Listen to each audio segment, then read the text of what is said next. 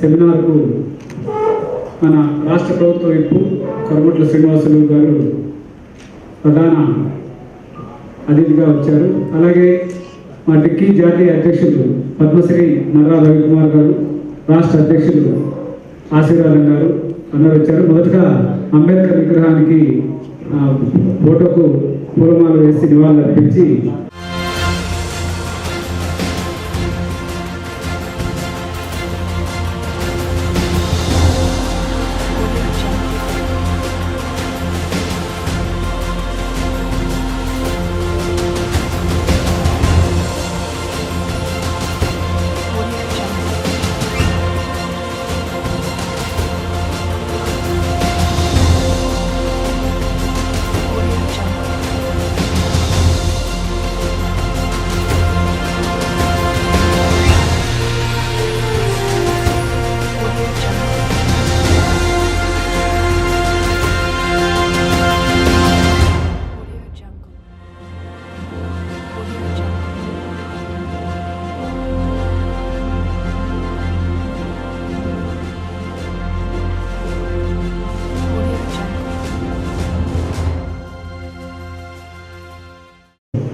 నమస్తే sir. Stage మీద ఉన్న పెద్దలు గారికి నమస్కారాలకు. మేము national small industries corporation Vijayawada branch నుంచి వచ్చున్నామండి. ఈరోజు యొక్క ప్రోగ్రామ్ పెట్టడానికి ఒక ముఖ్య ఉద్దేశం ఏంటంటే, మీరు ఇక్కడ చూసే ఉంటారు, awareness programme on special credit linked capital subsidy scheme and NSSS schemes. దీని యొక్క ముఖ్య ఉద్దేశం ఈ ప్రోగ్రామ్ అండి. యాక్చువల్గా మీకు గతంలో క్రెడిట్ లింక్డ్ సబ్సిడీ గురించి అవగాహన ఉండే ఉంటుంది. సో రీసెంట్గా government of India minister of MSME NSSH అని చెప్పేసి నేషనల్ ఎస్సీ ఎస్టీ హబ్ అని చెప్పేసి ప్రత్యేకంగా పెట్టడం జరిగిందండి. ఈ యొక్క హబ్ ద్వారా ఈ యొక్క స్పెషల్ క్రెడిట్ లింక్డ్ అనేది స్టార్ట్ చేశారండి. దీని యొక్క ముఖ్య ఉద్దేశం ఏంటంటే, మీకు గతంలో మీరు ఇంతకుముందు సార్ అడిగి ఉన్నారు ఇక్కడ స్టేజ్ మీదే జిఎండిఏసి గారు చెప్పేటప్పుడు, ఇది స్టేట్ గవర్నమెంట్లో ఆల్రెడీ మీరు సబ్సిడీ అవైల్ చేసుకున్న వాళ్ళు ఈ స్కీమ్ని అవైల్ చేసుకోవచ్చా అని. చేసుకోవచ్చండి. ఇది సపరేట్ స్కీమ్ అండి. ఇది డిజైన్ చేసింది కూడా మన డిజైన్ చేసిన మెయిన్ మెంబర్స్లో ఒకసారి మన మధ్య ఉన్నారు, పద్మశ్రీ గౌరవనీయులు నర్రా రవికుమార్ గారు. సార్ వాళ్ళు రికమెండ్ చేసి, సార్ వాళ్ళు లాంటి వాళ్ళకి పెద్దలు కొందరు రికమెండ్ చేసి ఈ యొక్క స్కీమ్ని సెట్ చేయడం జరిగిందండి. సో ఈ యొక్క స్కీమ్లో ఉన్నటువంటి అవకాశాలు ఏంటంటే, మీరు గతంలో కొంతమంది క్రెడిట్ లింక్డ్ సబ్సిడీ ద్వారా కొంత సబ్సిడీ అవైల్ చేసుకుని ఉంటారు. వాళ్ళు కూడా మీ టెక్నాలజీ అప్గ్రేడేషన్ కింద ఇంకేమైనా చేసుకోవాలి అనుకుంటే ఈ యొక్క ఆ బ్యాలెన్స్ సబ్సిడీని ఇప్పుడు అవైల్ చేసుకోవచ్చు అండి, మళ్ళీ అప్లై చేసి. సో మీకు ఈ యొక్క మీరు ఇలా లోన్స్ అప్లై చేసేటప్పుడు బ్యాంక్స్కి వెళ్ళినప్పుడు కొన్ని ఇబ్బందికర పరిస్థితులు ఫేస్ చేస్తూ ఉంటారు. సో మీకు డాక్యుమెంటేషన్ సబ్మిట్ చేయడంలో కొంత అవగాహన రాయించడం కానీ, లేదంటే మీకు సార్ మాకు వెళ్ళినప్పుడు మాకు కొలెటర్లు అడుగుతున్నారండి, సో మేము కొలెటర్లు అడిగినప్పుడు అంత ఇవ్వలేకపోతున్నాము, మరి credit guarantee trust for micro small enterprises అని చెప్పేసి మీరు ఇలాంటి ప్రోగ్రామ్స్ జరిగినప్పుడు అలా చెప్తున్నారు, బట్ మేము ప్రాక్టికల్గా బ్యాంక్కి వెళ్ళినప్పుడు మేము కొంచెం ఇబ్బందులు ఫేస్ చేస్తున్నామండి అని మీరు చాలామంది డైరెక్ట్గా మా ఎన్ఎస్ఐసి ఆఫీసులో కూడా విజిట్ చేసి చెప్పడం జరిగిందండి. అందు ఉద్దేశం కారణంగా ప్రత్యేకించి ఇక్కడ ఒక బ్యాంకుకి సంబంధించి ఉన్నతాధికారులు కూడా ఇక్కడ ఉండడం జరిగింది. మీకు ఏదైనా సమస్య ఉంటే తర్వాత సార్ బ్యాంకర్స్ మాట్లాడేటప్పుడు మీకు ఏదైనా సమస్య ఉంటే అది మీరు మన డిక్కీ అసోసియేషన్ ద్వారా బ్యాంకర్ దృష్టికి తీసుకురావచ్చు, లేదు తర్వాత ఇంటరాక్షన్ చేసినప్పుడు మీరు బ్యాంకర్ని డైరెక్ట్గా అప్రోచ్ అవ్వచ్చు. సార్ మేము ఈ సమస్య వల్ల ఈ యొక్క లోన్ ఈ యొక్క సబ్సిడీ పొందలేకపోతున్నాము, మేము బ్యాంకుకి అనేక సందర్భాలు విజిట్ చేస్తున్నాము, మాకు లోన్ రాలేదు, ఇలాంటివన్నీ తరచూ చెప్తూ ఉంటారు మీరు మా దగ్గరికి వచ్చి. Is it true or not? అవునా అండి? ఇలాంటి ప్రోగ్రామ్స్ పెట్టేది ఏంటంటే ఇలాంటి ప్రాబ్లమ్స్ని ఓవర్కమ్ చేయడానికి. అల్టిమేట్గా ఈ యొక్క ప్రోగ్రామ్ యొక్క ముఖ్య ఉద్దేశం మీకు ఖచ్చితంగా ఒక ఫైనాన్షియల్ బెనిఫిట్ జరగాలి. మీరు ఒక ఎంఎస్ఎంఈ యూనిట్ ఉన్న వాళ్ళైతే దాన్ని ఇంకొంచెం బెటర్గా పెట్టాలి, లేని వాళ్ళైతే ఇలాంటి మీటింగ్స్ ద్వారా ఎలాంటి ఫెసిలిటీస్ మీకు పొందుతున్నాయో తెలుసుకొని మీరు స్టార్ట్ చేయాలి. మీరు ఎంతవరకు జాబ్స్ కోసం మార్కెట్లో తిరగడమే కాదండి, మీరు కూడా మనం కూడా జాబ్స్ ఇచ్చే పొజిషన్కి రావాలి. ఎప్పుడు జాబ్ పేపర్లో ఏమైనా నోటిఫికేషన్ పడిందా, ఏమైనా జాబ్ వస్తుందా, ఇదే కాదండి. ఎప్పుడు ఎక్కడన్నా ఉద్యోగం వచ్చిందా ఒక 5,000కి 10,000కి తెచ్చుకుందామా అని ఎప్పుడు ఆలోచన పక్కన పెట్టండి. గవర్నమెంట్ మీకు ఇన్ని ప్రోత్సాహాలు ఇస్తుంది. స్టేట్ గవర్నమెంట్లో చాలా ప్రోత్సాహాలు ఉన్నాయి, సెంట్రల్ గవర్నమెంట్లో చాలా ప్రోత్సాహాలు ఉన్నాయి. ఇప్పుడు ఈ స్కీమ్ అయితే స్టేట్కి లింక్ పెట్టుకోకుండా అఫీషియల్గా డిజైన్ చేయబడింది. స్టేట్ సబ్సిడీ అవైల్ చేసుకోవచ్చు, సెంట్రల్ సబ్సిడీ అవైల్ చేసుకోవచ్చు. ఇలాంటి ఫెసిలిటీస్ని మీరు ఖచ్చితంగా తీసుకోండి.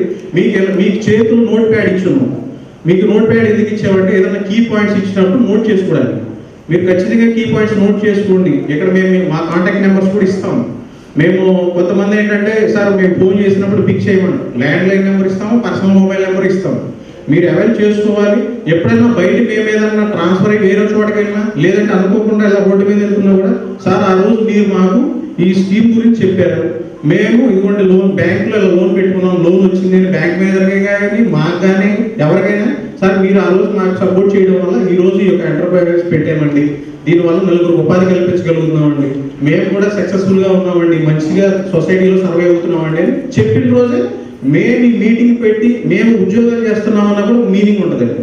సో మేము హానెస్ట్గానే మేము ఇలాంటి అవేర్నెస్ ప్రోగ్రామ్స్ ద్వారా ఉన్న ఫెసిలిటీస్ అన్ని కూడా మీకు చెప్తున్నాం.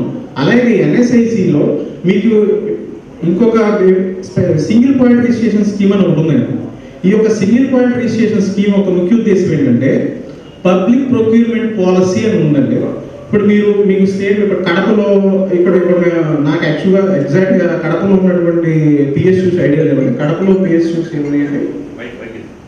కడపలో పిఎస్యూస్ ఉన్నాయి. ఇక్కడ మన కడపలో సార్ ఇప్పుడు రాయలసీమ థర్మల్ పవర్ ప్లాంట్ ఇలాంటివి ఉన్నాయి కదండి. మీకు ఖచ్చితంగా పబ్లిక్ ప్రొక్యూర్మెంట్ పాలసీ ప్రకారం 25% 25% ప్రొక్యూర్మెంట్ ఎస్సీ ఎస్టీ ఎంటర్ప్రైనర్స్ నుంచే కొనాలి. ఖచ్చితంగా వాళ్ళ దగ్గర నుంచే తీసుకోవాలని ఒక జీవో ఉంది. తెలుసా అండి? అది ఎంతమందికి తెలుసు? ఖచ్చితంగా 25% ఎంఎస్ఎంఈ నుంచి తీసుకోవాలి. ఆ అవుట్ ఆఫ్ 25% 4% ఎస్సీ ఎస్టీ నుంచే పర్చేజ్ చేయాలి. 25 ఏమో ఎంఎస్ఎంఈ నుంచి, అవుట్ ఆఫ్ 25 4% ఎస్సీ ఎస్టీ నుంచి ప్రొక్యూర్మెంట్ జరగాలండి. అలాగే ఇంకొక 3% ఉమెన్ ఎంటర్ప్రైనర్ నుంచి ప్రొక్యూర్మెంట్ జరగాలి. ఇలాంటివన్నీ ఉన్నాయండి. సో ఇలాంటివి పొందాలంటే మీరు ముందు టెండర్లో పార్టిసిపేట్ చేయాలంటే ఈఎండి పే చేయాలి కదండి. మీరు ఈఎండి పే చేయాలి. ఈఎండి పే చేయాలంటే మీరు వాళ్ళ ఒక పర్సెంటేజ్ ఆఫ్ అమౌంట్ పెడతారు. అంత అమౌంట్ మీరు కట్టలేకపోయి ఉండొచ్చు, అంత ఫైనాన్షియల్ అసిస్టెన్స్ మీ దగ్గర ఉండకపోవచ్చు. అలాంటి టైంలో మీరు మా ఎన్ఎస్ఐసి దగ్గర రిజిస్ట్రేషన్ చేయించుకోగలిగితే, ఎన్ఎస్ఐసి సర్టిఫికేట్ కనుక మీరు పొందగలిగితే, మీరు టెండర్స్లో పార్టిసిపేట్ చేసినప్పుడు నోట్ చేసుకోండి, టెండర్లో పార్టిసిపేట్ చేసినప్పుడు ఈఎండి సింగిల్ పైసే పే చేయకుండా టెండర్లో పార్టిసిపేట్ చేయొచ్చు. ఈఎండి కట్టకుండా టెండర్లో పార్టిసిపేట్ చేయొచ్చు. యాజ్ వెల్ యాజ్ మీకు ఖచ్చితంగా మీరు అడగండి. ఇప్పుడు నేను మీకు చెప్పిన పాయింట్ నోట్ చేసుకోండి. 25% ఎంఎస్ఎంఈలకు ఉంది, అవుట్ ఆఫ్ 25% 4% ఎస్సీ ఎస్టీలకు ఉంది. మీరు అడగండి. టెండర్ ఆఫీస్ ఉంటుంది కదండి, టెండర్ ఆఫీసర్ ఉంటారు కదా, ఆయన దగ్గరికి వెళ్ళి సార్ మాకు ఉంది కదా 4% ఇదిగోండి జియో కాపీ ఉంది కదా అని మీరు అడగండి. ఒక్కొక్కసారి ఇప్పుడు ఒకటే అన్ని స్కీమ్స్ అన్ని అడ్మినిస్ట్రేషన్ ప్రతి ఇన్ఫర్మేషన్ ఆఫీసర్కి తెలియాలని రూల్ ఏం లేదు. మీరు చూపిస్తే తెలిస్తే అప్లై చేస్తారు, తెలియకపోతే తెలుసుకుని అప్లై చేస్తారు.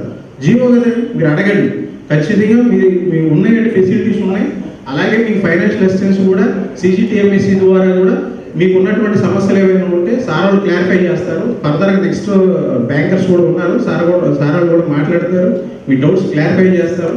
ఈ యొక్క మీటింగ్ ముఖ్య ఉద్దేశం మీరు ఖచ్చితంగా ఫండ్స్ ఉండి ఆల్రెడీ మీరు ఇంతకుముందు ఇది ఓన్లీ మ్యానుఫ్యాక్చరింగ్కే ఉండేదండి ఈ స్పెషల్ క్రెడిట్ లింక్ సబ్సిడీ అనేది. ఇప్పుడు సర్వీసెస్ కూడా ఇంక్లూడ్ చేశారు. సర్వీస్ సెక్టర్ కూడా ఈ యొక్క బెనిఫిట్ అవైల్ చేసుకోవచ్చు. మీరు ఖచ్చితంగా ఈ యొక్క ప్రోగ్రామ్ సార్ వాళ్ళ మెయిన్ సెషన్ అయిపోయిన తర్వాత, మెయిన్ సార్ వాళ్ళు మాట్లాడటం అయిన తర్వాత మీరు డౌట్స్ అన్ని మీ దగ్గర ఉన్న బుక్లో రాసుకొని క్లియర్గా కూర్చొని అడగండి. తర్వాత ఇంటరాక్షన్ సెక్షన్ ఉంటుంది, మీ డౌట్స్ అన్ని క్లారిఫై చేసుకోండి.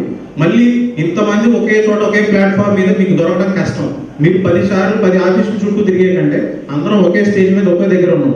మీ డౌట్స్ క్లారిఫై చేసుకొని మీరు ఖచ్చితంగా ఒక మంచిగా తిరిగేటప్పుడు ఒక సాటిస్ఫాక్టరీగా వెళ్తేనే మేము ఈ ప్రోగ్రామ్ పెట్టినందుకు మీనింగ్ ఉంటుందండి.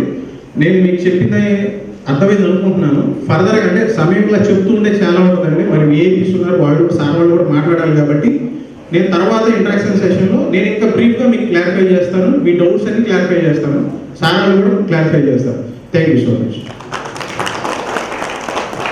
ఈనాటి ఈ కార్యక్రమం ఎన్ఎస్ఎస్సి మరియు డిక్కీ ఆధ్వర్యంలో NSSC SC national SC ST hub awareness ప్రోగ్రామ్కి ముఖ్య అతిథిగా చేసిన Shri Komatla Srinivasarao government whip MLA గారికి, మరియు మా నేషనల్ ప్రెసిడెంట్ పద్మశ్రీ నర్రా రవికుమార్ గారికి, మరియు మన సీనియర్ మేనేజర్ పన్నీర్ గారికి, ఎన్ఎస్ఎస్సి బ్యాంక్ అఫీషియల్స్కి, మరియు government officials, existing entrepreneurs, aspirant entrepreneurs, మీ అందరికీ మా డిక్కీ యాప్ తరఫున జేబీలు తెలియజేస్తున్నాం.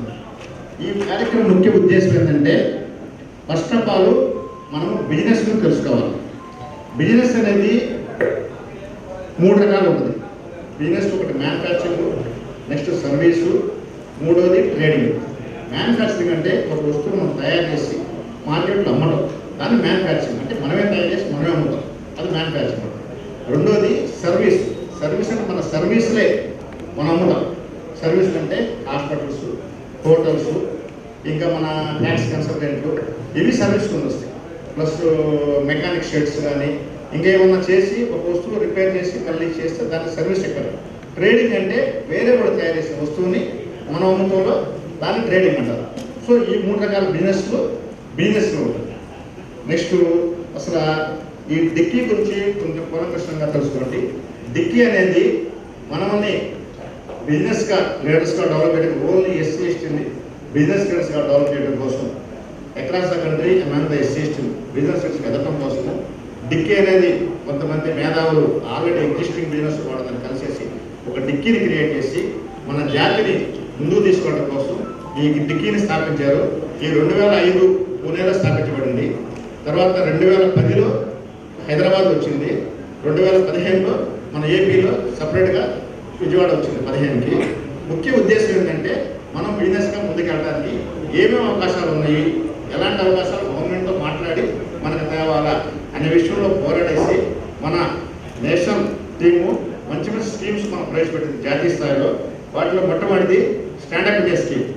స్టాండప్ ఇండియా స్కీమ్ అంటే ప్రతి బ్యాంకు, ఇప్పుడు జీఎం గారు చెప్పినట్లు, ప్రతి బ్యాంకు ఒక ఎస్సీకి ఒక ఎస్టీకి ఒక బ్రాంచ్ నుంచి ఒక ఉమెన్కి 10 లక్షల నుంచి ₹1 కోటి దాకా వితౌట్ కొలటరల్ ఏమి లేకుండా మార్జిన్ మనీ 15%, అంటే ఒక 10 లక్షలు లోన్ తీసుకుంటే 15% మనం కట్టాలి. ఎంఎస్ఎంఈ రూల్ ప్రకారం అయితే 25% మనం మార్జిన్ పెట్టాలి.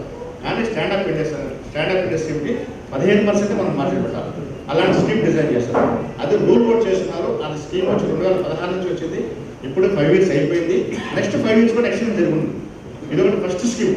డిక్కీ బ్రెయిన్లో నుంచి డిక్కీ మేధావులతో కలిసి ఫస్ట్ స్కీమ్ డిజైన్ స్కీమ్. అప్పుడు దాకా అసలు బ్యాంక్ వాళ్ళు ఎస్సీ ఎస్టీ దగ్గర రాలేదు. ఓన్లీ సంక్షేమ స్కీమ్స్, వెల్ఫేర్ స్కీమ్స్, ఏదో చిన్న చిన్నది 5,000, 10,000 షెడ్స్, మిషన్ కుట్టేదానికి మిషన్ ఉంటాము, గొర్రెలు బర్రెలు ఇవి తప్పితే ఎంఎస్ ఇండస్ట్రీస్లో మనం ఎప్పుడు రానివ్వలేదు. డిక్కీ వచ్చినాక ఈ స్కీమ్ పెట్టినాక ఇండస్ట్రీస్లో ఇప్పుడు ఎస్టీ ఎస్టీలు కనపడతాం మనకు. రెండో స్కీమ్ వచ్చేసి సెంట్రల్ ప్రొక్యూర్మెంట్ పాలసీ.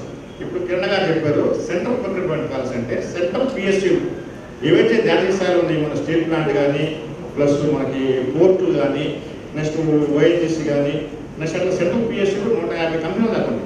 ఈ కంపెనీలు ప్రతి సంవత్సరం కొన్ని వేల కోట్లు టర్న్ చేస్తాయి. ఏ విధంగా దేశాల్లో కానీ విదేశాల్లో కూడా బిజినెస్ చేస్తాయి. ఓఎన్జీసీ బయట దేశాల్లో కూడా చేస్తాయి. వీళ్ళు చేసే బిజినెస్ టర్న్ ఓవర్లో నుంచి 20% మన స్మాల్ స్కేల్ ఇండస్ట్రీస్ని తీసుకోవాలి. స్మాల్ స్కేల్ ఇండస్ట్రీ అంటే అన్నీ ఉంటాయి దాంట్లో మీడియం, స్మాల్ అన్ని కంపెనీలు ఉంటాయి. వీటిల్లో కంపల్సరీ చేసిందంటే టోటల్ బిజినెస్లో 4% ఎస్సీ ఎస్టీ నుంచి తీసుకోవాలని ఒక రూల్ ఉండాలి. అది మన డిక్కీ పెట్టి డిక్కీ దాన్ని తయారు చేసి డిక్కీ దాన్ని చేసింది. డిక్కీ రెండో స్కీమ్ అంటే ప్రతి పిఎస్సీ నుంచి ఒక 4% ఎంటర్ప్రైనర్స్ మార్కెట్ అంతా ఎస్సీ ఎస్టీ దగ్గర తీసుకోవాలా. మనం వాళ్ళు వాడే వస్తువు ఏదైనా ఒకటి మనం కానీ తయారు చేయగలిగితే, మనం చేసి వాళ్ళ క్వాలిటీస్ అన్ని బీట్ అయితే డెఫినెట్గా 4% మనకు ఆర్డర్ ఇస్తారు. ఇది మన ప్రివిలేజ్ అన్నమాట. ఇప్పుడు చాలా కంపెనీలు కూడా ప్రతిసారి మాకు ఫోన్ చేసి ఎస్ఎస్టీ ఎంటర్ప్రైనర్ రిజిస్టర్ చేయించండి. అదే ఇప్పుడు కిరణగా చెప్పింది, ఈ ఎన్ఐసిఎస్ రిజిస్ట్రేషన్ సింగిల్ పాయింట్ రిజిస్ట్రేషన్ మనం చేసుకుంటే ఆ కంపెనీకి మనం టెండర్ అయితే ఎలిజిబుల్ కాదు, దాంట్లో ఏమిటి కూడా లేదు.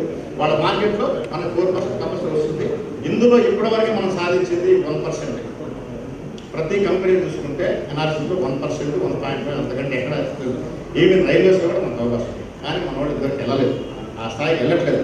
అదేమవుతుందంటే కొంచెం టెక్నాలజీ ప్రాబ్లం ఉంది, మనం ఫస్ట్ జిల్లా ఇంటర్వ్యూస్ వల్ల వాళ్ళ టెక్నాలజీ మనం మీట్ చేయలేము, అక్కడ మనకు ప్రాబ్లం ఉంది, మనకి అవేర్నెస్ కూడా తక్కువ ఉంది. ఈ స్కీమ్స్ అయితే మనం చేస్తాం. అందులో 4% మనకు గ్యాప్, ఇంకా 3% గ్యాప్ ఉంది. అందులో మంచి మంచి అవకాశాలు ఉంది. ఇవన్నీ ముందుకు వస్తే మనం చేసుకోవచ్చు. నెక్స్ట్ మూడోది వచ్చేసరికి ఎస్సీ ఎస్టీ హబ్. ఈ హబ్ అనేది గతంలో లేదు. ఎస్సీ ఎస్టీ హబ్ అనేది మనం ఎక్కడ వెళ్ళలేదు. సో ఒక డిక్కీ వచ్చినాకే ఒక ఎస్సీ ఎస్టీ కోసం సపరేట్గా సెంట్రల్ గవర్నమెంట్లో బిజినెస్ చేసుకునే వాళ్ళ అవకాశం కోసం ఎస్సీ ఎస్టీ హబ్ అని పెట్టింది.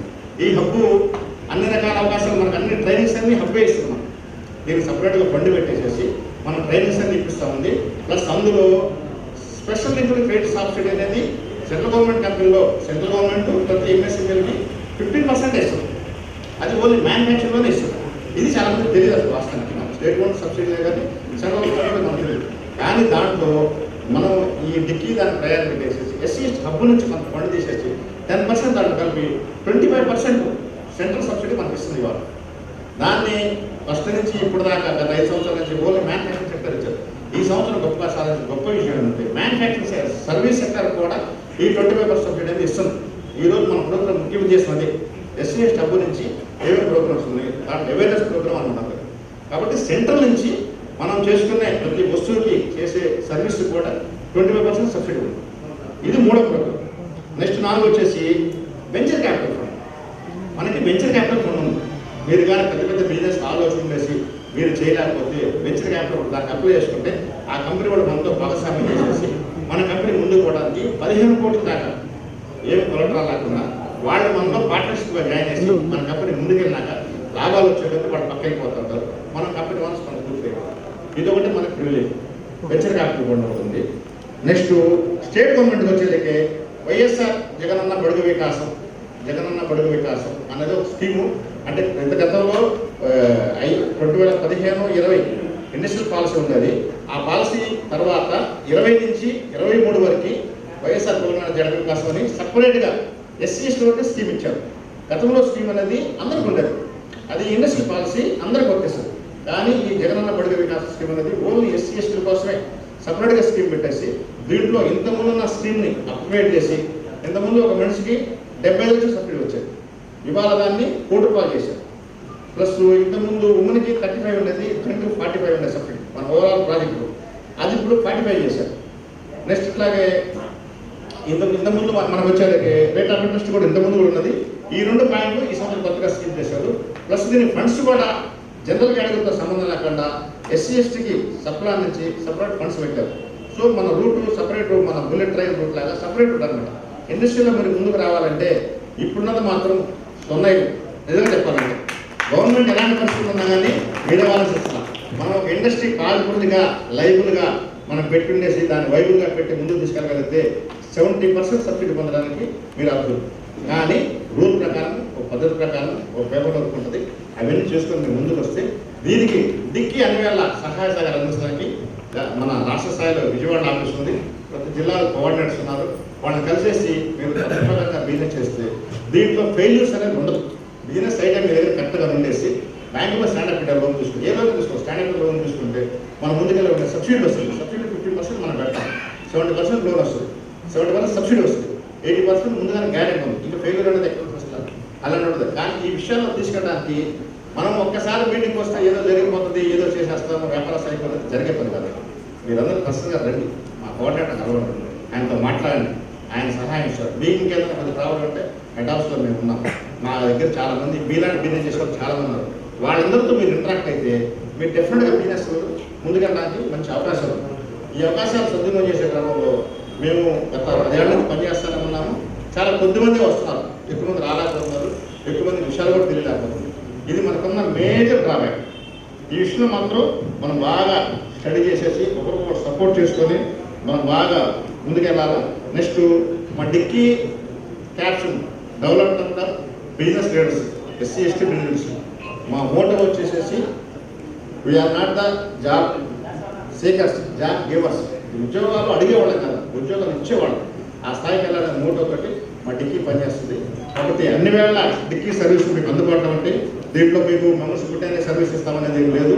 మీరు నచ్చితే తర్వాత మెంబర్షిప్ తీసుకోవచ్చు. మేము సర్వీస్ చేయడం మాత్రం రెడీగా ఉన్నాము. ఈ జిల్లా నుంచి మన ఓపుల శంకర్ గారు గత 3 సంవత్సరాలు పనిచేస్తున్నాడు. వీరికి అన్ని వేళ అందుబాటులో ఉన్నాడు. ఎవరైనా బిజినెస్ చేసి అధ్యక్షం జస్ట్ మీ దగ్గర ఐడియా ఉంటే చాలు, పొద్దున బిజినెస్ ముందు తీసుకెళ్ళడానికి మేము ఎన్ని రకాల సపోర్ట్ చేస్తాము. ఈ విషయంలో మిమ్మల్ని అందరినీ నేను పర్సనల్గా రిక్వెస్ట్ చేశానంటే, ఇది 2023 దాకా ఈ స్కీమ్ స్టేట్ గవర్నమెంట్ స్కీమ్ ఉంది. సో సెంట్రల్ స్కీమ్ ఇప్పుడే స్టార్ట్ అయినట్టు ఉంటుంది. ఇది మంచి టైము. 23 తర్వాత ఏ స్కీమ్ వస్తే మనకు తెలియదు. 2023 మార్చి దాకా మాత్రం ఈ స్కీమ్ ఉంది. సో ఈ స్కీమ్ని సద్వినియోగం చేసుకుంటే ఫండ్స్ కూడా రెడీగా ఉన్నాయి. ఎవ్రీ ఇయర్ ఫండ్స్ వస్తాయి. సబ్సిడీ రావాలని అర్థం పెట్టుకోవద్దు. మీరు ఇండస్ట్రీ వైబుల్గా పెట్టుకొని ఇండస్ట్రీ ముందు తీసుకెళ్తే ఇక్కడ బ్యాంకర్స్ కూడా ఉన్నారు, బ్యాంకులు కూడా స్కీమ్స్ ఉన్నాయి. కాబట్టి మీరు బాగా ఇంట్రెస్ట్ ఉండి మీరు ఆ పవర్ తెచ్చుకొని మీరు ముందుకెళ్ళాలని ముందుగా వచ్చేసి బిజినెస్ చేసుకుంటే మనందరం ముందుకు పోవచ్చు. నెక్స్ట్ బిజినెస్ వల్ల కలిగే లాభాల నుంచి ప్రత్యేకంగా చెప్పడం అవసరం లేదు. బిజినెస్ చేస్తే ఫస్ట్ సొసైటీ మనకు ఆర్థిక గౌరవం వస్తుంది. బిజినెస్ చేసి మనం డబ్బుగా సంపాదిస్తే ఈ కులం అనేది పోతుంది. అది మా చైర్మన్ గారు చెప్పుకోవాలి. క్యాస్ట్ బీట్స్ విత్ క్యాపిటల్ అంటారు. కులాన్ని మనం మార్చాలంటే ఈ పల్లెటూరులో మనం ఎస్సీ అంటే సుబ్బిగాడు ఎల్ఐగాడు అంటారు. అదే డబ్బులుగా వస్తే సుబ్బారావు గారు ఎల్ఐ గారు అంటారు. సో ఈ విషయాలు మీ అందరూ తెలుసు. కాబట్టి బిజినెస్ చేయండి, అభివృద్ధి అవ్వండి అనేది మేము చెప్పారు. అంతేగాని వేరే సంఘాలలాగా మీరు ఎక్కడ రండి, ఎక్కడ జెండాలు కొట్టుకోండి, అక్కడ బిర్యానీ ఎక్కడ పోండి మీరు చెప్పారు. బిజినెస్ చేసుకొని ఆత్మగౌరవం పెంచుకోండి. నలుగురు సొసైటీలు కలిసిపోయి కొంతకాలం తర్వాత ఇప్పటికీ దిక్కు వచ్చిన 15 ఏళ్ల క్రితం ముందు నుంచి ఇప్పుడే పరిస్థితి ఎవరు మనం బిజినెస్ చేయమని చెప్పలేదు. ఏదో చిన్న చిన్న ఉద్యోగాలు ఇస్తాము, అవి ఇస్తాము, మిషన్ ఇస్తారని చెప్పేదంటే బిజినెస్ చేయమని ఏ నాయకులు మనం చెప్పలేదు. సో కాబట్టి మనము డిక్కీ గవర్నమెంట్ లాంచింగ్ చేసి కొన్ని స్కీమ్స్ మీ ముందు పెట్టింది. ఆ స్కీమ్స్ మీరు అభివృద్ధి చేసుకొని ముందుకెళ్ళిపోతే భవిష్యత్తులో ముందు మన పిల్లలు మనం కూడా సొసైటీలో మన వాటా 20% మన వాటా అందేవారు. దేశ ప్రజలు 20-25% మనం ఎస్సీస్తున్నాం. కానీ బిజినెస్లో మనం చూసే సర్వీసుల్లో మనం లేవు. ఈ బిజినెస్లో మనం కూడా ముందుకు పోవాలంటే మీరందరూ ముందుకు వస్తే మంచి అవకాశాలు ఉన్నాయి. ఈ అవకాశాలు సద్వినియోగం చేసుకోండి. మీకు అన్ని వేళలా అందుబాటులో మేము ఉంటాము. మా సేవలను గవర్నమెంట్ అని మనసాగలో ఈ అవకాశం వచ్చిన ఎన్ఎస్ఎస్ వారికి, మా కడపతి కోఆర్డినేటర్కి నా వందనాలు వేస్తాను.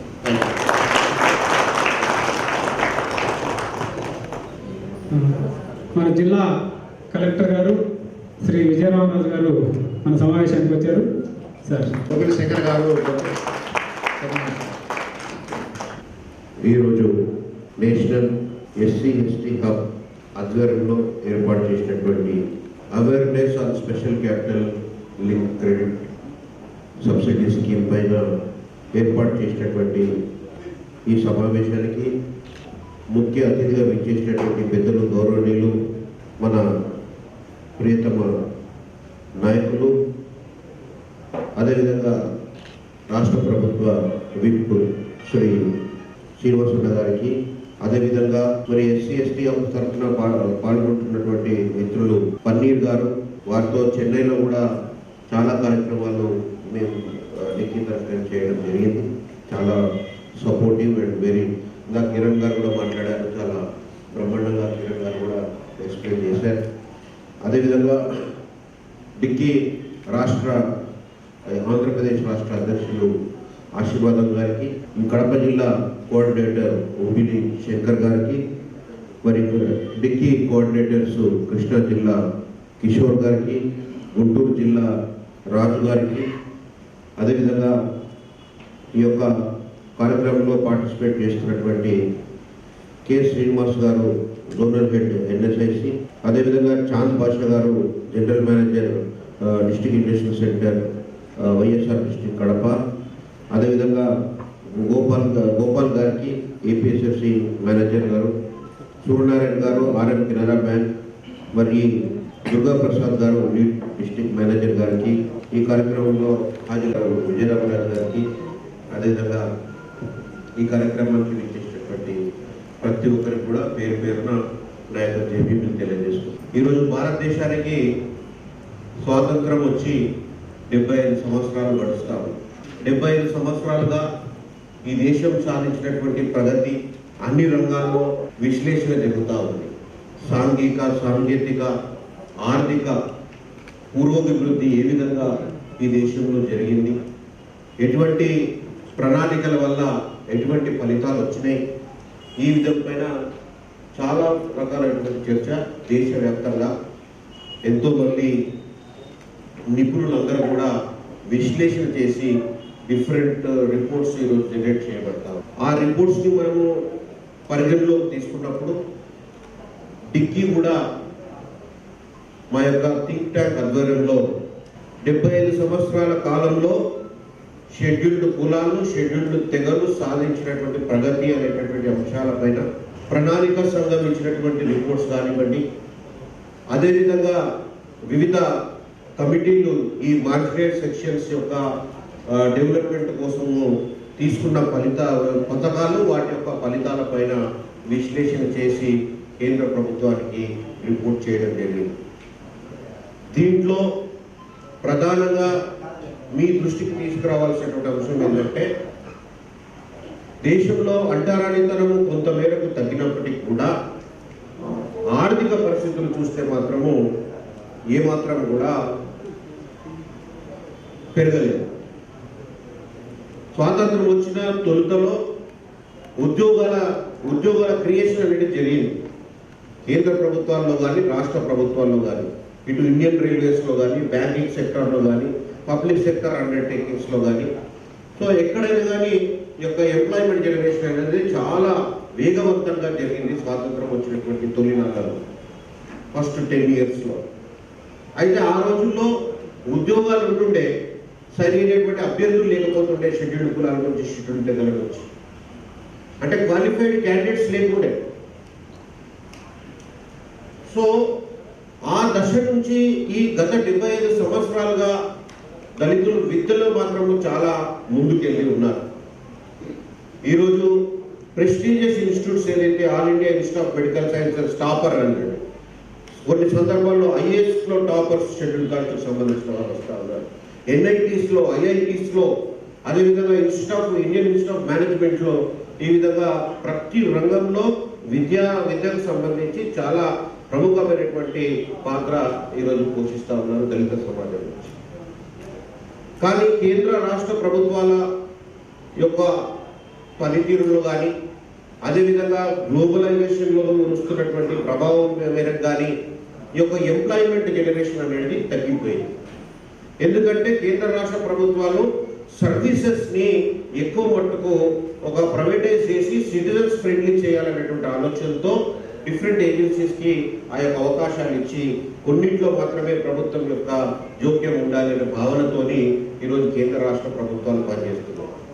ఆ కారణంగా గవర్నమెంట్లో ఎంప్లాయ్మెంట్ జనరేషన్ అనేది చాలా తగ్గిపోయింది. గవర్నమెంట్లో ఎంప్లాయ్మెంట్ తగ్గినప్పుడు ఒకప్పుడు ఉద్యోగాలు ఉంటుండే, అర్హులైనటువంటి అభ్యర్థులు లేకుంటుండే. ఈరోజు అర్హులైనటువంటి అభ్యర్థులు ఎంతమంది వచ్చినారు, కానీ ఉద్యోగాలు లేవు వాళ్ళు. సో ఇప్పుడు ఇది రివర్స్ సిచ్యువేషన్లోకి మనం ఎంటర్ అయినాం. సో రివర్స్ సిచ్యువేషన్ ఎదురైనప్పుడు మనము కేంద్ర ప్రభుత్వాన్ని, రాష్ట్ర ప్రభుత్వాన్ని, ఇంకా ఎవరినో నిందించడం సరైనటువంటి పద్ధతి కాదు. పరిస్థితులను మనం అర్థం చేసుకోవాలి.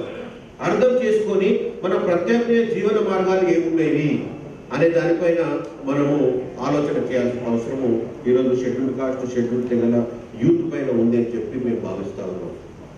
దానికి అనుగుణంగానే కేంద్ర రాష్ట్ర ప్రభుత్వాలతోని చర్చించి, మరి ఇంత పెద్ద సమాజం అంటే ఈరోజు 138 కోట్ల పాపులేషన్ ఈ భారతదేశంలో ఉంది అంటే అందులో 22.4% షెడ్యూల్డ్ కాస్ట్, షెడ్యూల్డ్ తెగలకు సంబంధించిన వాళ్ళు ఉన్నారంటే కనీసం 30 కోట్ల ప్రజానికము ఈ యొక్క దళిత సమాజానికి సంబంధించిన వాళ్ళు ఉన్నారు. సో వీళ్ళందరికీ ఉద్యోగాలు ఇచ్చే బాధ్యత ఎవరు కూడా తీసుకోవడం సాధ్యం కాదు. ఇప్పటి వరకు ఇచ్చినటువంటి ఉద్యోగాల యొక్క సంఖ్యని ఈ పాపులేషన్తో మనము బేరీజు వేసుకొని చూసినప్పుడు ప్రభుత్వ ఉద్యోగాల్లో అవకాశం దొరికినటువంటి షెడ్యూల్ కాస్ట్, షెడ్యూల్ తెగలకు సంబంధించిన వ్యక్తులు కేవలము 0.003% మాత్రమే అని చెప్పి మీ దృష్టికి తీసుకొస్తారు. అవకాశాన్ని వాళ్ళు వినియోగించుకొని వాళ్ళ జీవనాన్ని ప్రస్తుతం కొనసాగిస్తా ఉన్నారు. కానీ ఇది ఎంతో కాలం జరగడానికి కరెక్ట్ కాదు. ప్రతి మనిషి ఆత్మగౌరవంతో బతకాలి. ప్రతి మనిషికి కావాల్సినటువంటి మినిమం యొక్క ఫెసిలిటీస్ ఏవైతే ఉన్నాయో అవన్నీ కూడా సమకూర్చుకునేటటువంటి వ్యవస్థని ఈరోజు సమాజంలో మనందరం కలిసి తయారు చేయాల్సిన అవసరం ఉంది అని చెప్పి డిక్కీ ప్రగాఢంగా భావిస్తుంది. డిక్కీ ఎవరికి కూడా వ్యతిరేకం చేయగలుగుతామని చెప్పి మనం ఆలోచన చేయాల్సిన అవసరం ఉంది అని చెప్పి నేను భావిస్తా ఉన్నాను. ఈరోజు భారతదేశ చరిత్ర 75 సంవత్సరాల చరిత్ర రాసినప్పుడు ఆ చరిత్రలో దళితుల యొక్క చాప్టర్ అనేది ఉంటే ఆ దళితుల అభివృద్ధి యొక్క చాప్టర్లో దళితుల అభివృద్ధి డిక్కీ ఆవిర్భావానికి ముందు, డిక్కీ ఆవిర్భావానికి తర్వాత అని విధించబడుతుంది. 2005లో డిక్కీ అనే సంస్థని మరి పూణేలో బిజినెస్ మ్యాన్ అయినటువంటి founder chairman doctor Padmashri doctor Milind కామ్లే గారు స్థాపించడం జరిగింది. 2005 సంవత్సరానికి బిఫోర్ మీరు చరిత్ర చూసినప్పుడు షెడ్యూల్డ్ కులాలు, షెడ్యూల్డ్ దగ్గర అభ్యున్నతి అంటే, ఎంపవర్మెంట్ అంటే వీళ్ళకు 2 కుట్టు మిషన్లు ఇద్దాము, ఒక 5 గుర్రలు ఇద్దాము, 2 బర్రెలు ఇద్దాము, ఒక కిరాణా కొట్టు ఇద్దాము, చెప్పుల దుకాణం ఇద్దాము అనే ఆలోచన తప్ప ఇంకా దానికి మించినటువంటి ఆలోచన ఏనాడు కూడా ఏ ప్రభుత్వాలు కూడా చేయలేదని చెప్పి నేను మీ దృష్టికి తీసుకొస్తా ఉన్నాను. అయితే మొట్టమొదటిసారిగా భారతదేశ చరిత్రలో దళితులు కూడా టాటాలు, బిర్లాలు కూడా కావాలి అనే మాట మాట్లాడింది దివంగత ముఖ్యమంత్రి వైఎస్ రాజశేఖర రెడ్డి గారు. 2006 సంవత్సరంలో అప్పటి ఉమ్మడి రాష్ట్రంలో, ఉమ్మడి ఆంధ్రప్రదేశ్లో మొట్టమొదటిసారిగా దళితులకు సంబంధించి exclusive schedule caste, schedule tribe పాలసీని, ఇండస్ట్రియల్ పాలసీని తీసుకొచ్చిన ఘనత ఈ భారతదేశంలో. ఇది నేనేదైనా పొలిటికల్ మనిషిని కాదు, రాజకీయ నాయకుని కాదు, నేను ఉంటే మాత్రం మీ దృష్టికి తీసుకొస్తాను. అక్కడ నుంచి మన యొక్క ప్రయాణం స్టార్ట్ అయింది. ఇప్పటికీ టాటాలు, బిర్లాలు కాలేదు, అది వాస్తవమే. కానీ అక్కడి నుంచి ప్రయత్నం మొదలైంది. ఆ ప్రయత్నం మొదలైన తర్వాత ఈరోజు కేంద్ర రాష్ట్ర ప్రభుత్వాలు రూపొందించినటువంటి ఏదైతే పథకాలు ఉన్నాయో అవి ఆకాశమే హద్దు. నేను వాస్తవాన్ని చెప్పాలి, ఆకాశమే హద్దుగా అంటే ఒక వ్యక్తి ఇండస్ట్రీ పెట్టాలంటే మరి ఎటువంటి అవకాశాలు కావాలనో ప్రతి దానిపైన డిక్కీ ఈరోజు ఇంటర్వెన్షన్ అయ్యి ల్యాండ్ మొదలుకెళ్ళి, ఫైనాన్షియల్ అసిస్టెన్స్ మొదలుకెళ్ళి, సబ్సిడీ, ఇంట్రెస్ట్ సబ్సిడీ, ఈ విధంగా అన్ని ఎక్కడెక్కడైతే ఛాలెంజెస్ ఉన్నాయో, ఎందుకంటే ఫస్ట్ జనరేషన్ ఎంటర్ప్రీనర్స్ మనం అంతా ఉన్నాం.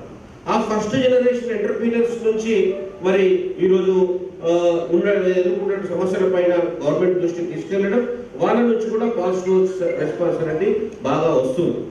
కానీ దురదృష్టమైన విషయం ఏంటంటే కమ్యూనిటీ ముందుకు రావటం లేదు. ఈరోజు డిక్కీ ముంగట 2 ప్రధానమైనటువంటి ఛాలెంజెస్ ఉన్నాయి. ఒకటేమో అధికారులని, ప్రభుత్వాన్ని మెప్పించి పాలసీలు తయారు చేయించడం ఒకటి, రెండోది ఆ పాలసీని ఇంప్లిమెంట్ చేయించడం మరొక. ఆ ఇంప్లిమెంటేషన్ చేసే క్రమంలో ఈరోజు దళిత సమాజము ఎక్కువ మట్టుకు అనుకున్నటువంటి స్పందన రావట్లేదు. దానికి ప్రధానమైనటువంటి కారణం ఏంటంటే ఈ యొక్క బిజినెస్ మెన్ కావాలంటే ఇది మనకు అవుతుందా, మనతో కాని పని అని చెప్పి ఫస్ట్ ఆఫ్ ఆల్ వేరే సమాజం కాదు, with in the Dalit families లోనే చాలా మట్టుకు రెసిస్టెన్స్ అనేది ఉంది. ఈరోజు మేము దేశం అంతా తిరుగుతూ ఉంటాం, 20% మంది యూత్ వాళ్ళ ఇండ్లలో అబద్ధం చెప్పి బిజినెస్ చేస్తున్నటువంటి సంఘటన.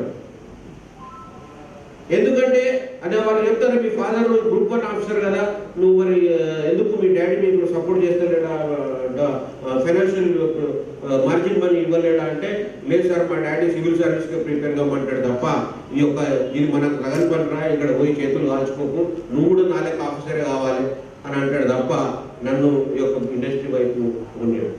అందుకని వాళ్ళు హైదరాబాద్లో చదువుకుంటున్నాం, ముంబైలో చదువుకుంటున్నాం, ఢిల్లీలో చదువుకుంటున్నాం అని చెప్పి అక్కడ వ్యాపారం చేస్తూ ఇంట్లో మాత్రం అబద్ధాలు చెప్పి వ్యాపారం చేసే వాళ్ళు 20% ఉన్నారు నేను చెప్తున్నాను. అంటే కమ్యూనిటీలోనే ఈ రెసిస్టెన్స్ ఉంది. కమ్యూనిటీలో ఈ రెసిస్టెన్స్ ఎందుకు ఉంది?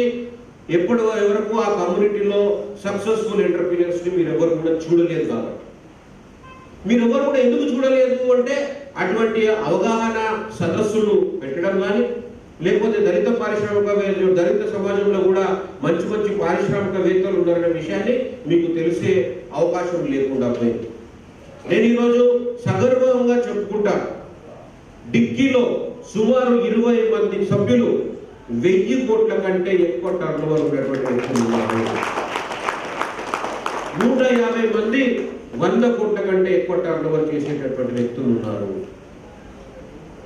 వాళ్ళు కూడా మన అందరి లెక్కనే సామాన్య కుటుంబంలో పుట్టినటువంటి వ్యక్తులు. వాళ్ళకి ఎటువంటి క్యాపిటల్ సపోర్ట్ లేదు, ల్యాండ్ లేదు, సోషల్ సపోర్ట్ లేదు, నెట్వర్కింగ్ లేదు, నాలెడ్జ్ లేదు. కానీ కష్టపడ్డరు, ఒక దృఢ సంకల్పంతో నేను ఎట్టి పరిస్థితుల్లో వ్యాపారవేత్తగా ఎదగాలని అనుకున్నాడు. ఆ రోజుల్లో ఈ డిక్కీ అనేటటువంటి సంస్థ లేదు. మాకు కూడా డిక్కీ అనేటటువంటి సంస్థ లేదు. నేను ఒక బిజినెస్ మెన్ గా నేను ఎదిగినానంటే, అదేవిధంగా ఈ 20 మందికి డిక్కీ సపోర్ట్ చేయలే, ఈ 150 మందికి డిక్కీ సపోర్ట్ చేయలే. ఈరోజు డిక్కీలో ఉన్నటువంటి 10,000 మందికి డిక్కీ పుట్టించగలిగలేదు. కానీ మేమందరం కలిసి డిక్కీని తయారు చేసినాం. దేనికోసం తయారు చేసినాం అంటే మా లెక్కనే మీరు కూడా ఈ విధంగా బిజినెస్ మెన్ గా ఎదగాలి అనే ఒక ప్రగాఢమైనటువంటి ఆకాంక్షతోని ఈరోజు ఈ సంస్థను నెలకొల్పి రన్ చేస్తున్నామని చెప్పి నేను మీ దృష్టికి తీసుకొస్తా ఉన్నాను. ఎందుకంటే ఈరోజు ఒక హ్యాండ్ హోల్డింగ్ ఏజెన్సీ అనేది చాలా అవసరం. ప్రభుత్వం ఎప్పుడు కూడా ఇలా బ్యాంకర్స్ ఉన్నారు, అధికారులు ఉన్నారు, మరి గవర్నమెంట్కి సంబంధించినటువంటి ప్రతినిధులు ఉన్నారు, ఎక్కడైనా చాలా పాజిటివ్ ఒపీనియన్తో ఉన్నారు. చాలా మంది ఏమంటారు, బ్యాంకుకు పోతే మాకు లోన్లు దొరుకుతలేవు అనేది ఒక 99% మంది చెప్పే ఫిర్యాదు ఇదే. కానీ బ్యాంకుకు పోతే ఎందుకు లోన్ వస్తలేదు అనేది ఒక్కసారి మనం ఆలోచన చేయాలి. బ్యాంకర్ ఏం ఎక్స్పెక్ట్ చేస్తాడు? మనందరూ కూడా తెలియని విషయం ఏంటంటే, బ్యాంకర్ ఒక మంచి అప్పు తీసుకునేవాడు ఎవడు దొరుకుతాడా అని ఎల్లకాలం ఎదురు చూస్తూ ఉంటారు బ్యాంకర్స్ అంతా కూడా. ఎందుకంటే వాళ్ళకు కూడా టార్గెట్ ఉంటుంది. వాళ్ళ బ్యాంకు నడవాలంటే కూడా మనకు అప్పిస్తే ఆ అప్పు ద్వారా వచ్చే ఇంట్రెస్ట్ తోనే బ్యాంకింగ్ వ్యవస్థ రన్ అవుతుంది. దట్ ఈస్ సీక్రెట్ అది. కానీ మనం సరి అయిన అభ్యర్థులం అనే భావన వాళ్ళకు కల్పించే బాధ్యత మన మీద ఉండాలి. ఆ సరి అయిన అభ్యర్థిని ఏ విధంగా ఆయన కనుక్కుంటాడంటే, చాలా మంది రబ్బర్ చెప్పులు వేసుకొని మాసిన గడ్డం పెట్టుకొని, లేకపోతే ఒక నాకు స్కీమ్ కావాలి సార్ అని చెప్పి పోతే ఎవరు కూడా మీకు ఇవ్వరు. అంటే మీ దగ్గరనే డబ్బులు ఉంటే మీరు ఎవరు అడిగితే వాళ్ళకి ఇచ్చేస్తారా డబ్బులు? ఇస్తామా మనం? మనకు నమ్మకం ఉన్న వ్యక్తికే కదా మనం అప్పించేది. నమ్మకం లేని వ్యక్తికి మనం ఏం చేస్తామా? సో ఆ నమ్మకం కలిగించాల్సిన బాధ్యత మన పైన ఉంది. ఆ నమ్మకం కలిగించాలంటే నువ్వు ఏవైతే ప్రపోజల్తో పోతున్నావో ఆ ప్రపోజల్ పైన పరిపూర్ణమైనటువంటి అవగాహన మీకు ఉండాలి. చాలా మంది ప్రాజెక్ట్ రిపోర్ట్ కూడా తీసుకెళ్లారు. ఫస్ట్ బ్యాంకర్ ఇస్తాను ఒప్పుకుంటే అప్పుడు ప్రాజెక్ట్ రిపోర్ట్ తయారు చేస్తాడు. అంటే అతనికి నమ్మకం లేదు. ప్రాజెక్ట్ రిపోర్ట్ తయారు కావాలంటే ఒక 5,000 10,000 రూపాయలు ఖర్చు అవుతుంది. ఆ 5,000 10,000 ఖర్చు చేసి డాక్యుమెంటేషన్ కూడా చేయలేని వాడికి ₹1,00,00,000 లోన్ ఎట్లా ఇస్తాడు? ఇవాళ మేనేజర్ ముందుకు వస్తాడు. సో నువ్వు ఆ డిపిఆర్ అనేది తయారు చేస్తే అసలు నీ ప్రాజెక్ట్ మంచిదా కాదనే విషయం బ్యాంకర్ కంటే మొదలు నీకు తెలుస్తుంది. ఎందుకంటే ఆ డిపిఆర్ లో నీకు ఎంత కాస్ట్ అవుతుంది, ఎంత ఇంట్రెస్ట్ పడుతుంది, ఎంత వర్కింగ్ క్యాపిటల్ అవసరము, ఎంత జీతాలు, ఎంత కరెంటు, ఎంత రా మెటీరియల్ దొరుకుతుందా లేదా, ఇట్లాంటి అంశాలన్నీ కూడా అందులో కవర్ అవుతాయి. ఆ కవర్ అయినప్పుడు ఆ ప్రాజెక్ట్ వయబుల్లా కాదనే ఒక ఆలోచన నీకు వస్తుంది, బ్యాంకర్ కూడా ఆ యొక్క నమ్మకం వస్తుంది. ఈరోజు ఇంట్లో కూర్చొని మీకు లోన్లు వచ్చేటటువంటి వ్యవస్థ స్టాండప్ ఇండియా, స్టాండప్ మిత్ర ద్వారా వచ్చింది. స్టాండప్ మిత్రలో ఎటువంటి బ్యాంకర్స్ యొక్క ఇన్వాల్వ్మెంట్ లేకుండా మీరు అప్లోడ్ చేయొచ్చు. స్టాండప్ ఇండియా డిక్కీ మానస పుత్రిక గౌరవ ప్రధానమంత్రి గారితో మేము మాట్లాడి ఈ దేశంలో 125వ జన్మదినోత్సవం బాబాసాహెబ్ అంబేద్కర్ జరుపుతున్నటువంటి సందర్భంలో ప్రధానమంత్రి గారు కలిసి 125వ జన్మదినోత్సవం సందర్భంగా ఈ దేశంలో 125,000 బ్రాంచ్లు ఉన్నాయి.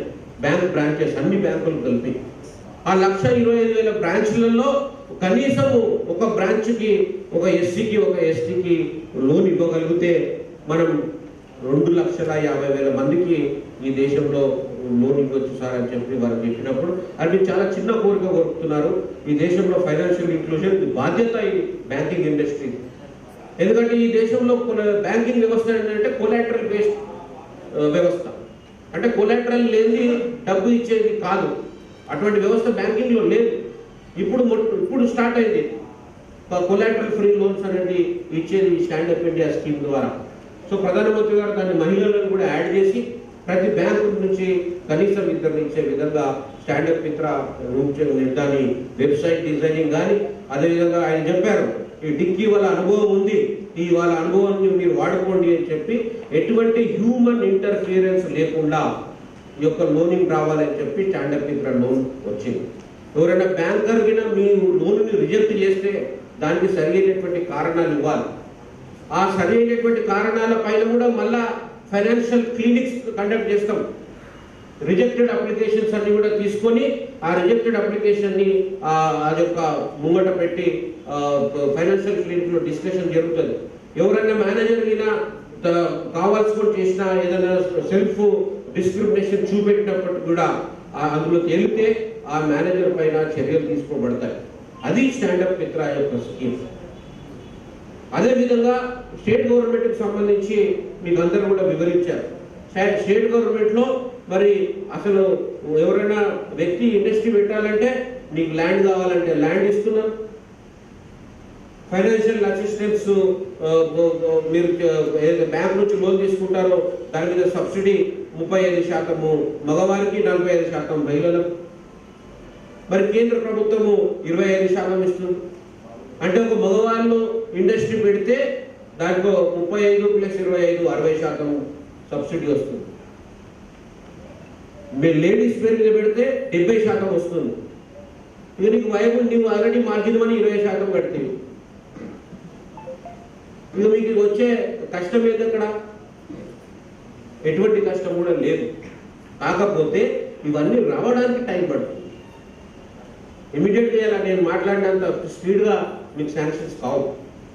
కాకపోతే ఆ ఓపిక, ఆ పద్ధతి, ఆ ప్లానింగ్ అనేది చాలా ఇంపార్టెంట్. ఆ దాంట్లో డిక్కీ అనేది చాలా కీలకమైనటువంటి పాత్ర పోషిస్తుంది. డిక్కీ ఈరోజు డిస్ట్రిక్ట్ ఇండస్ట్రియల్ ప్రమోషన్ కమిటీలో సభ్యులుగా ఉన్నారు.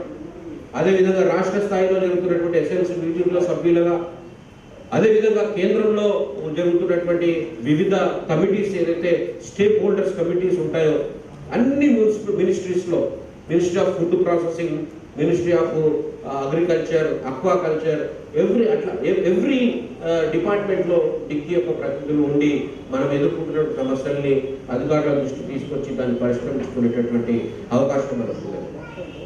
సో కాబట్టి ఈరోజు మనం ఒక బాబాసాహెబ్ అంబేద్కర్ యొక్క నిజమైనటువంటి వారసులుగా ఉండాలంటే, ఎందుకంటే బాబాసాహెబ్ ఆత్మగౌరవానికి ఒక ప్రతీక, బాబాసాహెబ్ జ్ఞానానికి ఒక ప్రతీక, ఒక క్రమశిక్షణకు, ఒక క్యారెక్టర్కి ఆయన ప్రతీక. సో ఆయన యొక్క వారసులు ఏ విధంగా ఉండాలి, ఆయనకు ఉన్నటువంటి లక్షణాల్లో కొంతమేర కన్నా మనకు ఉండాల్సినటువంటి అవసరం ఉన్నదా లేదా ఈరోజు మనం ఆలోచించుకోవాలి. ఈరోజు ఈ మీటింగ్లో మీరు ఆలోచించుకోండి, మీకు ఎంతవరకు ఉంది, ఎంతవరకు లేదు. లేకపోతే మనం ఏం చేస్తే అది సాధించుకోగలుగుతాం. అది ఇంపార్టెంట్ సబ్జెక్ట్. ఇక్కడ ఎంతసేపు మనము మైక్ పట్టుకుంటే ఇంకొకరిని తిట్టడం అనేది మనకు పెద్ద ఫ్యాషన్ అయిపోయింది. నేను ఇంత మాట్లాడితే కూడా ఎవరు సప్పట్లు కొట్టాడు, అది నేను ఎవరైనా తిట్టిందనుకో సప్పట్లే కొడుతుంది. ఎందుకంటే అది దళితుల యొక్క మైండ్ సాఫ్ట్వేర్ అట్లా డెవలప్ చేయబడ్డది. పాజిటివ్ విషయాలని మనం అభినందించే పరిస్థితుల్లో లేవు మన సాఫ్ట్వేర్. అదే పెట్టుకున్నాడు వాడు మన దుర్మార్గుడు మన బానిసలు చేసిన అని చెప్తాడు. చప్పట్లే. అది కాదు మనకు కావాల్సింది.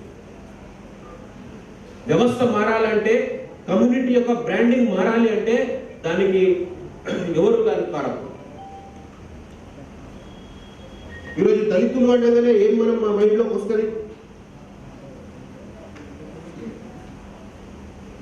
వీళ్ళెంతసేపు డిమాండ్ చేసేటోళ్ళు, వీళ్ళెంతసేపు ₹2 కిలో బియ్యం అడిగేటోళ్ళు, లేకపోతే డబుల్ బెడ్రూమ్లు కావాలి, ఇవే కదా మనకు ఉద్యోగాలు కావాలి.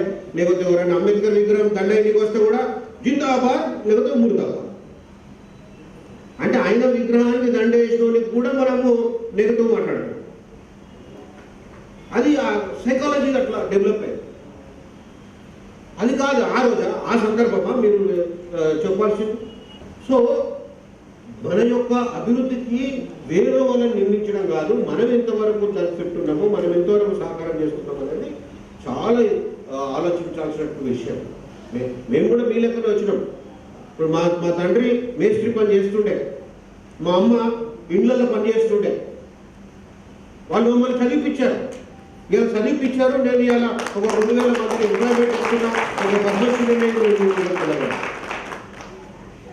అది అసాధ్యమైనటువంటి విషయం కాదు. ఒకవేళ సమాజమే చెడ్డదైతే, సమాజంలో ఉన్న వ్యక్తులందరూ మనకు శత్రువులు అయితే ఈరోజు అంబేద్కర్ ఆ స్థాయికి వచ్చేవారా, లేకపోతే మేమందరం ఈ స్థాయికి వచ్చేవాళ్ళమో ఒకటి ఆలోచించే.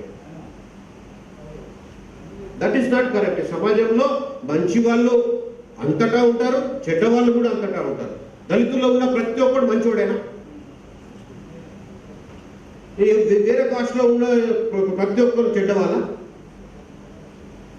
సో మంచితనము చెడ్డతనం అనేది మనిషికి తేడా ఉంటుంది. దానికి కులానికి మతానికి సంబంధం లేని విషయం, అది మానవత్వానికి సంబంధించిన విషయం అది. కాబట్టి ఒక వర్షన్ని తీసుకొని మనం ముందుకు పోకుండా ఎక్కడెక్కడ పాజిటివ్ పీపుల్ ఉంటే వాళ్ళతో మనం కలిసి చేతులు కలిపి వాళ్ళ సహకారం తీసుకొని ముందుకెళ్ళాలి. ఈరోజు మేము ఒక ప్రొఫైల్ పబ్లిష్ చేసినాం. మొత్తం 10,000 మంది ప్రొఫైల్ మా దగ్గర ఉంది.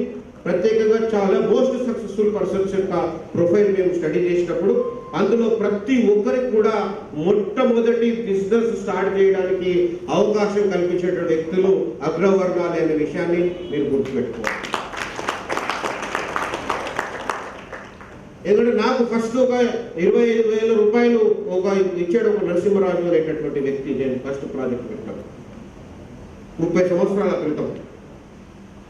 అట్లా మిలింద్ కామ్లే గారికి ఎవరు చేసినట్టు ఒక మిశ్రా అనేటటువంటి ఒక వ్యక్తి.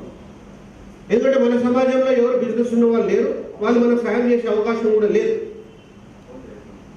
సో కాబట్టి మనము ఏదైతే అంటే ఈ యాటిట్యూడ్ ఈ మాటలు మీకు ఎందుకు తీసుకొస్తున్నానంటే ఇక్కడ జిల్లాలో ఉన్నటువంటి పరిస్థితులన్నీ కూడా మీరు ఒకసారి ఆలోచన చేయండి. మీరు ఉన్నటువంటి పరిసర ప్రాంతాలను మీరు ఆలోచన చేయండి. ఆలోచిస్తే మీకు సొల్యూషన్ అనేది దొరుకుతుంది ఒక పాజిటివ్ దృక్పథంతో.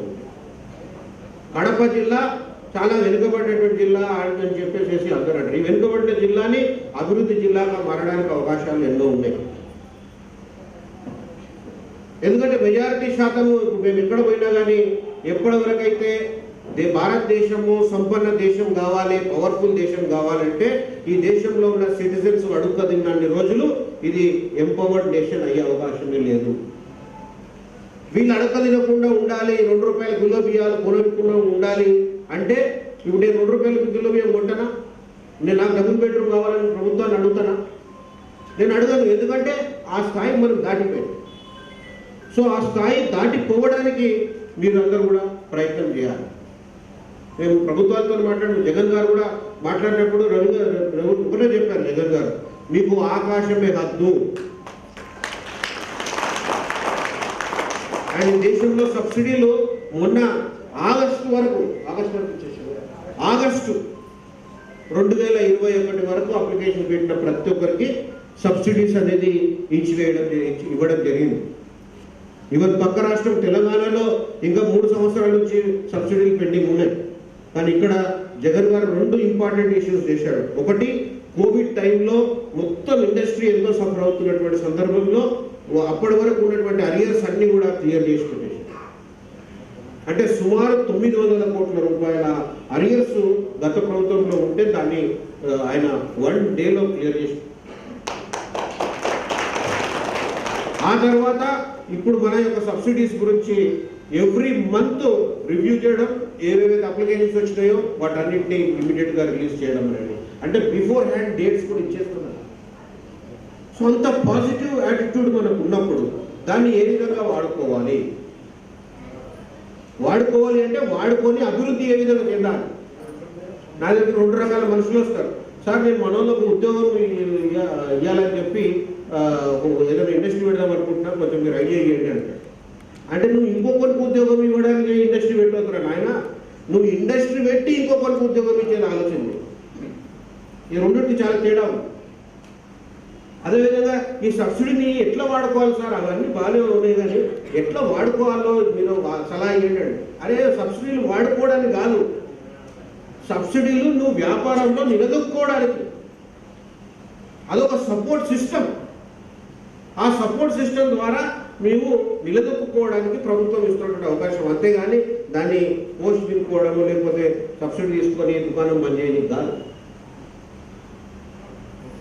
ఇటువంటి ఒక ఆలోచనలు కాకుండా మనకు చిన్న దాంతో స్టార్ట్ చేద్దాం. పర్వాలేదు. ఇప్పుడు లోన్ కావాలంటే stand up India loan 1 crore limit ఉంటే ఆ 99.50 lakhs లోన్ అప్లై చేస్తాం. ఎందుకంటే అప్పుడు 1 crore ఉంది కదా, బాటా లెక్క 99.50 అప్లై చేస్తాం. అరే మళ్ళీ మేము ప్రాజెక్టు చూస్తే అరే నువ్వు ల్యాండ్కి ఇంత పెట్టినావు, కన్స్ట్రక్షన్కి ఇంత పెట్టావు, ఇంత అవసరం అది తక్కువ లేదు సార్, మన లిమిట్ అంతవరకు ఉంది కదా, దాన్ని బట్టి ప్రాజెక్ట్ యాడ్ చేసినాం. అది కాదు, మనం ఫస్ట్ ఒక స్టెప్ వేద్దాం. ఎందుకంటే మనమంతా ఫస్ట్ జనరేషన్ ఎంటర్ప్రీనర్స్. ఎప్పుడైనా గుర్తుపెట్టుకోండి, ఫస్ట్ జనరేషన్ ఎంటర్ప్రీనర్స్ మీద చాలా బాధ్యత ఉంటుంది. ఎందుకంటే మీరు కమ్యూనిటీని ఆల్రెడీ రెసిస్టెన్స్ ఉంది, మీరు సక్సెస్ కావాలి. పెట్టిన వాళ్ళు సక్సెస్ అయితే మీ కుటుంబాల్లో తెలుస్తుంది అందరికీ, ఓ ఇది వ్యాపారం పెట్టిన తర్వాత నలుగురు బాగానే డబ్బులు సంపాదించాడు అని చెప్పి వస్తుంది. అప్పుడు అతను కూడా నేను కూడా అతను లెక్క మారాలి. అంటే మనం అందరం కూడా ఒక పెద్ద అంబాసిడర్స్ కమ్యూనిటీగా మారుతాం, ఒక రోల్ మోడల్గా మారాలి. మనం చూసి వేరే వాళ్ళు కూడా వచ్చే విధంగా మన యొక్క ప్రవర్తన అనేది ఉంటే, మన పెర్ఫార్మెన్స్ అనేది ఉంటే అప్పుడు కమ్యూనిటీ ముందుకెళ్తుంది. అదేవిధంగా ఈరోజు ప్రధానంగా ఎస్సీ ఎస్టీ హబ్ గురించి నేను కొన్ని వివరాలు చేస్తాను. ఎస్సీ ఎస్టీ హబ్ ఆ ఫార్మేషన్ కూడా అది డిక్కీ యొక్క బ్రెయిన్ చైన్ హైదరాబాద్ ఆఫీస్లో కూర్చొని డ్రాఫ్ట్ చేసి మొట్టమొదటిసారిగా పార్లమెంట్లో ఎస్సీ ఎస్టీ హబ్ స్కీము ప్రవేశపెట్టినప్పుడు అరుణ్ జైట్లీ ఫైనాన్స్ మినిస్టర్ గారు చెప్పారు, ఇది డిక్కీ వాళ్ళతో సంప్రదించి ఈ యొక్క ప్రోగ్రామ్ని మేము ఇంట్రడ్యూస్ చేస్తున్నామని చెప్పి. దానికి బ్యాక్గ్రౌండ్ ఏంటంటే భారతదేశంలో కాస్ట్ డిస్క్రిమినేషన్ అనేది ఉన్నది, అమెరికాలో కలర్ డిస్క్రిమినేషన్ ఉన్నది. కలర్ డిస్క్రిమినేషన్ చాలా దారుణంగా ఉంటే కాస్ట్ కంటే కూడా ఇంకా డేంజర్. అమెరికాలో ఉన్నటువంటి నల్ల జాతీయులని స్లేవ్స్ లెక్క మార్కెట్లో అమ్మేది. ఒక మనిషిని నిలబెట్టి దానికి ఒక బోర్డు వేసి, ఇగో ఈ వ్యక్తికి నేను $20 అమ్ముతున్నాను, $30 అమ్ముతున్నాను అని చెప్పి అమ్మేది. మనుషుల్ని అమ్మే సంప్రదాయం ఉండేది. ఆ మనుషుల్ని కొనుక్కొని వాళ్ళకి ఇష్టం వచ్చిన పని చేయించుకునే హక్కు ఆ యొక్క యజమానికి వస్తుంది. అటువంటి పరిస్థితుల్లో నుంచి ఈరోజు 2009లో ఒక వైట్ హౌస్లోకి ఒక బ్లాక్ మ్యాన్ ఎంటర్ అయినాడు. దాని పేరే వైట్ హౌస్ పెట్టారు. ఏనాడు ఒక బ్లాక్ పర్సన్ వచ్చి దేశాన్ని ఏల్తాడని చెప్పి వాళ్ళు ఎవరు ఊహించలేరు. కానీ 2009లో బరాక్ ఒబామా అనేటటువంటి బ్లాక్ పర్సన్ ఒక అమెరికాకి అధ్యక్షుడు అయ్యాడు. ఒక్కసారి ఎవడే కాకుండా రెండోసారి ఆయన పనితీరు చూసి రెండోసారి సో దాని వెనుక ఏముంది అని మేము విశ్లేషణ చేసినప్పుడు ఆ విశ్లేషణలో ఆయన ఒక పొలిటికల్ ఒబామా ఎదురుగా ముందుకు ఎంతమంది రాజకీయ బిజినెస్ మెన్ పుట్టుకొచ్చారు అక్కడ.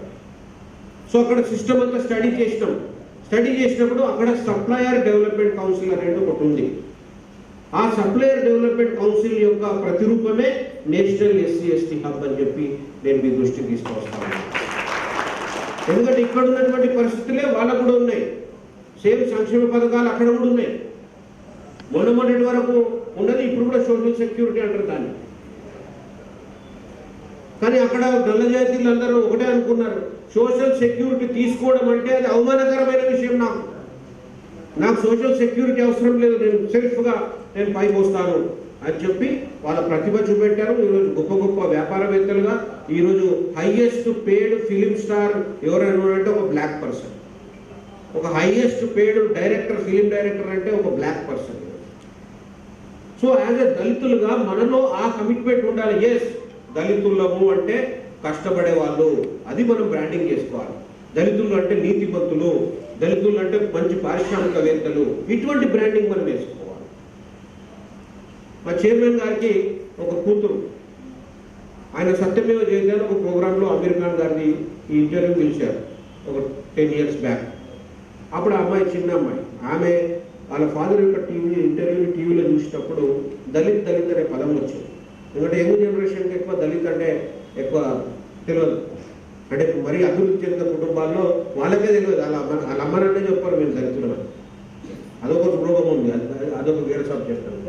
అయితే వాళ్ళ అమ్మాయి అడుగుతుంది ఇంటికి వచ్చినాక, దళిత్ అంటే ఏంటి డాడీ, మీరు ఆమె మాట్లాడేటప్పుడు దళిత్ అంటే ఏమంటారు మీరు? మిమ్మల్ని అడిగినట్టు దళిత్ అంటే ఏంటి అంటే మీరు ఏమంటారు పదం? SC ST. ఇంకా సో అట్లా రకరకాల డిప్రెస్డ్ పీపుల్ అని బ్రోకన్ హార్ట్స్ అని ఇట్లా డిఫరెంట్ డిక్షనరీ మీనింగ్స్లో డిఫరెంట్ ఉన్నాయి. మిలింద్ కమ్లే గారు ఏం చెప్తారు తెలుసా కూతురుకు? దళితులు అంటే మంచి తెలివిమంతులు, దళితులు అంటే మంచి కష్టపడేవాళ్ళు, దళితులు అంటే మంచి నిర్వహణ సామర్థ్యం ఉన్నవాళ్ళు. ఆ మీనింగ్ మనము సమాజంలో తెచ్చుకోవాలి. మన బ్రాండింగ్ మార్చాలి. నేను డిఫరెంట్ మీటింగ్స్లో కూడా వెళ్తా, వేరే జనరల్ సిఐఐ మీటింగ్స్ కానీ ఫిక్కీ మీటింగ్స్ అన్నింటిలో పోతాను, నేషనల్ లెవెల్ అన్నింటిలో. నేను మాట్లాడిన తర్వాత నేనైతే చాలామంది భయపడతారు నేను దళితుడని చెప్పుకోవడానికి. మేము ఫస్ట్ డిక్కీ పెట్టినప్పుడు వచ్చి నాయన డిక్కీలో సభ్యుడుగా బాబు అంటే నాకు 10,000 రూపాయలు డొనేషన్ ఇస్తా కానీ నేను వచ్చి మెంబర్షిప్ మాత్రం తీసుకున్నాను. అంటే నేను పైసలు లేక ఏం కాదు నాయన, నా దగ్గర బాగానే పైసలు, కానీ ఒక సంఘంలో ఏర్పడదాం, మనకు ఒక ఇన్స్పిరేషన్ ఏంటంటే చాలామంది ముందుకు రాలేదు, ఇప్పుడు చాలామంది వస్తున్నారు. కానీ అంత ధైర్యం లేదన్నట్టు, అంటే ఒక భయం ఈయనకే, అరే నేను దళితుడే తెలిస్తే నాకు మళ్ళీ వ్యాపారం చేయలేమో అని. అది తప్పదు. నేను కన్స్ట్రక్షన్ కంపెనీ ఉన్నాను, నా కస్టమర్లు ఎంతోమంది వేరే కాస్ట్ వాళ్ళు ఉన్నారు, అందరికి తెలిసి నేను దళిత అని చెప్పి అట్లా అని చెప్పి నా నుంచి దూరం ఎప్పుడు ఎవరు పోలే. మన దగ్గర సరుకు మంచుకుంటే మనని ఎందుకు దూరం చేసుకుంటాడు? సో నేను అన్ని దీంట్లో దిగి స్పీచ్ దిగినగా ఇచ్చినాక దిగితే అడుగుతారు, సార్ నువ్వు నిజంగానే దళితే నా సార్ అంటారు. అండ్ నువ్వు రియల్లీ దళిత్? ఎస్. వాడికి ఎందుకు వచ్చిందా దళిత్ డౌట్? అంటే ఆయనకు దళితుడు అంటే ఏదైతే మైండ్లో ఇమేజ్ ఉందో ఆ ఇమేజ్కు నేను మ్యాచ్ అవుతలేను. అంటే దళితులు అంటే మాట్లాడడానికి రాదు, డ్రెస్సింగ్ సరిగ్గా రాదు, లేకపోతే ఏ నాలెడ్జ్ లేదు, ఏదో సమ్ అది నేను మ్యాచ్ అయిపోయాను. అది బ్రాండ్ ప్రజల్లో ఉన్నది. ఆ బ్రాండ్ని మార్చాల్సిన బాధ్యత మనది. ఈరోజు మనం ఈ నిర్ణయం తీసుకోవాలి. ఎస్, దళితులు అంటే చాలా మంచి వాళ్ళు, చాలా కష్టపడే వాళ్ళు, వ్యాపారం చేసే భవిష్యత్ తరాల్లో మన చరిత్ర రాస్తే ఇండియన్ కమ్యూనిటీలో ద బెస్ట్ బిజినెస్ కమ్యూనిటీ ఏదైతే ఉంది అంటే అది దళిత్ కమ్యూనిటీ అనేటటువంటి బ్రాండింగ్ మార్చాల్సిన బాధ్యత ఉంది. ఆ బ్రాండ్ మార్చడం కోసమే మనం పరితపించాము, మేము కూడా కష్టపడేది కూడా దానికోసమే. ఈరోజు వ్యవస్థ అంతా చాలా బాగా ఉంది. మంచి లెవెల్ ప్లేయింగ్ ఫీల్డ్ అనేది డెవలప్ చేసినాం, మంచి ఇకో సిస్టమ్ని డెవలప్ చేసినాం, అందరి ఆలోచనలో మార్చడం ప్రభుత్వాలది. ఈరోజు దాన్ని అందిపుచ్చుకునేటటువంటి బాధ్యత మీదే. దానికి ఎవరైనా మీరు ఫెయిల్ అయితే దానికి ఎవ్వరు బాధ్యులు కాదు, మీకు మీరే బాధ్యులు అనే విషయాన్ని మీరు ఎప్పుడు మరవద్దు. మీరు విజయం సాధిస్తే కూడా దానికి కారకులు మీరే అవుతారు. కాబట్టి మీరు కష్టపడి ముందుకెళ్ళండి. మనము బాబాసాహెబ్ ఆశించినటువంటి ఒక మంచి సమాజం ఈ భారతదేశంలో నిర్మించే బాధ్యతలో మనందరం కూడా పునరంకితం అవుదామని చెప్పి మీ అందరికీ కూడా తెలియజేసుకుంటూ నాకు అవకాశం ఇచ్చిన మీకు ధన్యవాదాలు. మీ అమూల్యమైన సమయాన్ని, సలహాలను కడప జిల్లా ప్రజానికానికి ఇచ్చినందుకు. అదే సందర్భంలో మీరు చెప్పేటప్పుడు ఆంధ్రప్రదేశ్ ప్రభుత్వం సబ్సిడీలు అన్నీ ఇచ్చారని చెప్పారు సార్. కడపకు సంబంధించి జగనన్న బడుగు వికాసం కూడా పెండింగ్ లేకుండా ఇచ్చారు సార్. దానికి ప్రధాన కారణం మన విప్పు కొరపటి శ్రీనివాసులు గారు, జిల్లా కలెక్టర్ గారు సార్. జిల్లా కలెక్టర్ గారు డిఎల్పిసి ఆగిపోయింది సార్ అని చెప్తే, సార్ ఎక్కడనో వైజాగ్లో వ్యక్తిగత పని మీద ఉన్నా కూడా డిఐపిసి నుంచి స్టేట్ జాయింట్ డైరెక్టర్ పోర్టల్కి పంపించి కడప జిల్లాకు అదనంగా ఒక 10 కోట్లు వచ్చేటట్లు చేశారు సార్. చాలా అద్భుతమైన సహకారం వీళ్ళిద్దరి వల్ల రావడం వల్లే నేను బాగా చేయగలుగుతున్నాను. ప్రత్యేకంగా కలెక్టర్ గారికి ఆ విషయంలో మరొకసారి ధన్యవాదాలు తెలుపుతున్నాను సార్. ఇప్పుడు మన రాష్ట్ర ప్రభుత్వ ప్రతినిధి, మన దళితుల ఆశాజ్యోతి, కోడూరు శాసనసభ్యులు, ప్రభుత్వ విప్ శ్రీ కొరమట్ల శ్రీనివాసులు గారిని మాట్లాడవలసిందిగా కోరుతున్నాను.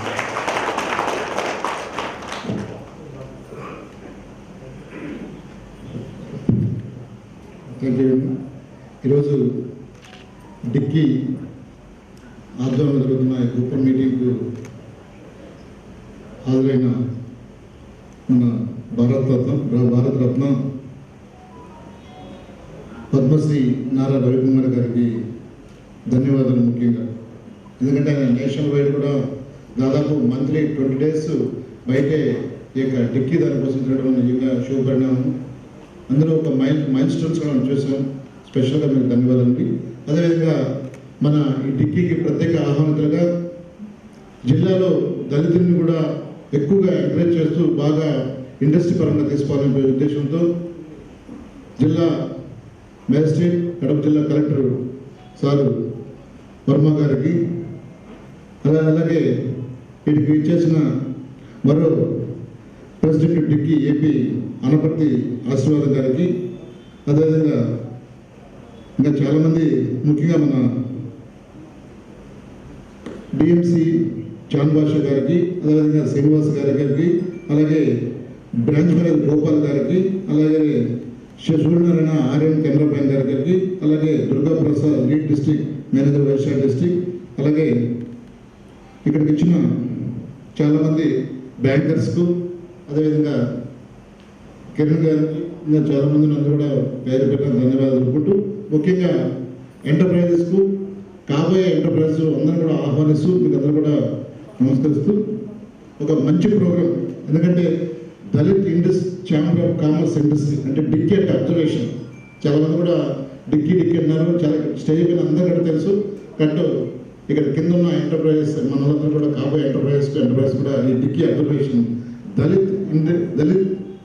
దళిత్ ఛాంబర్స్ ఆఫ్ కామర్స్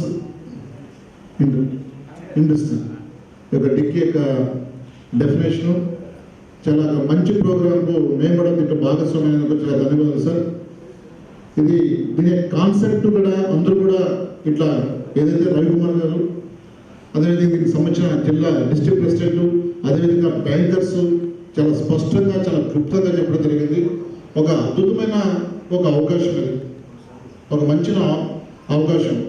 ఎందుకంటే 2005లో దీన్ని యొక్క రూపకల్ప చేసి ఇటు పార్లమెంట్లో, ఇటు మన రాష్ట్రంలో ఆనాటి ప్రధానమంత్రి కానీ మోడీ కానీ, ఈరోజు జగన్మోహన్ గారు కానీ, రవికుమార్ దీనికి సంబంధించిన అందరూ కూడా కూర్చొని ఎస్సీకి సంబంధించిన ఈ డెవలప్మెంట్ డౌన్ ట్రైన్లో ఉన్న వారికి అప్లిఫ్ట్ ఏ విధంగా చేయాలనే ఉద్దేశంతోనే ఈరోజు ఈ డిక్కీ రూపంలో మన అందరూ కూడా వచ్చింది.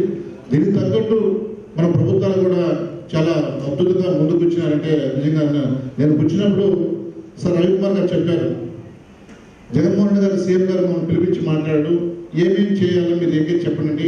ఆకాశమే హద్దుగా ఎస్సీని యొక్క ఎంటర్ప్రైజెస్ మనం చేయాలా, దీనికి సంబంధించిన మీరు ఒక గైడ్లైన్, ఒక డిపిఓ రెడీ చేయాలంటే ముఖ్యమంత్రి గారికి ఏ ఆలోచన విధంగా ఉందో ఎస్సీ ఎస్టీ పైన మీరు అందరూ కూడా ఒకసారి కూడా మీరు ప్రారంభమవుతుంది.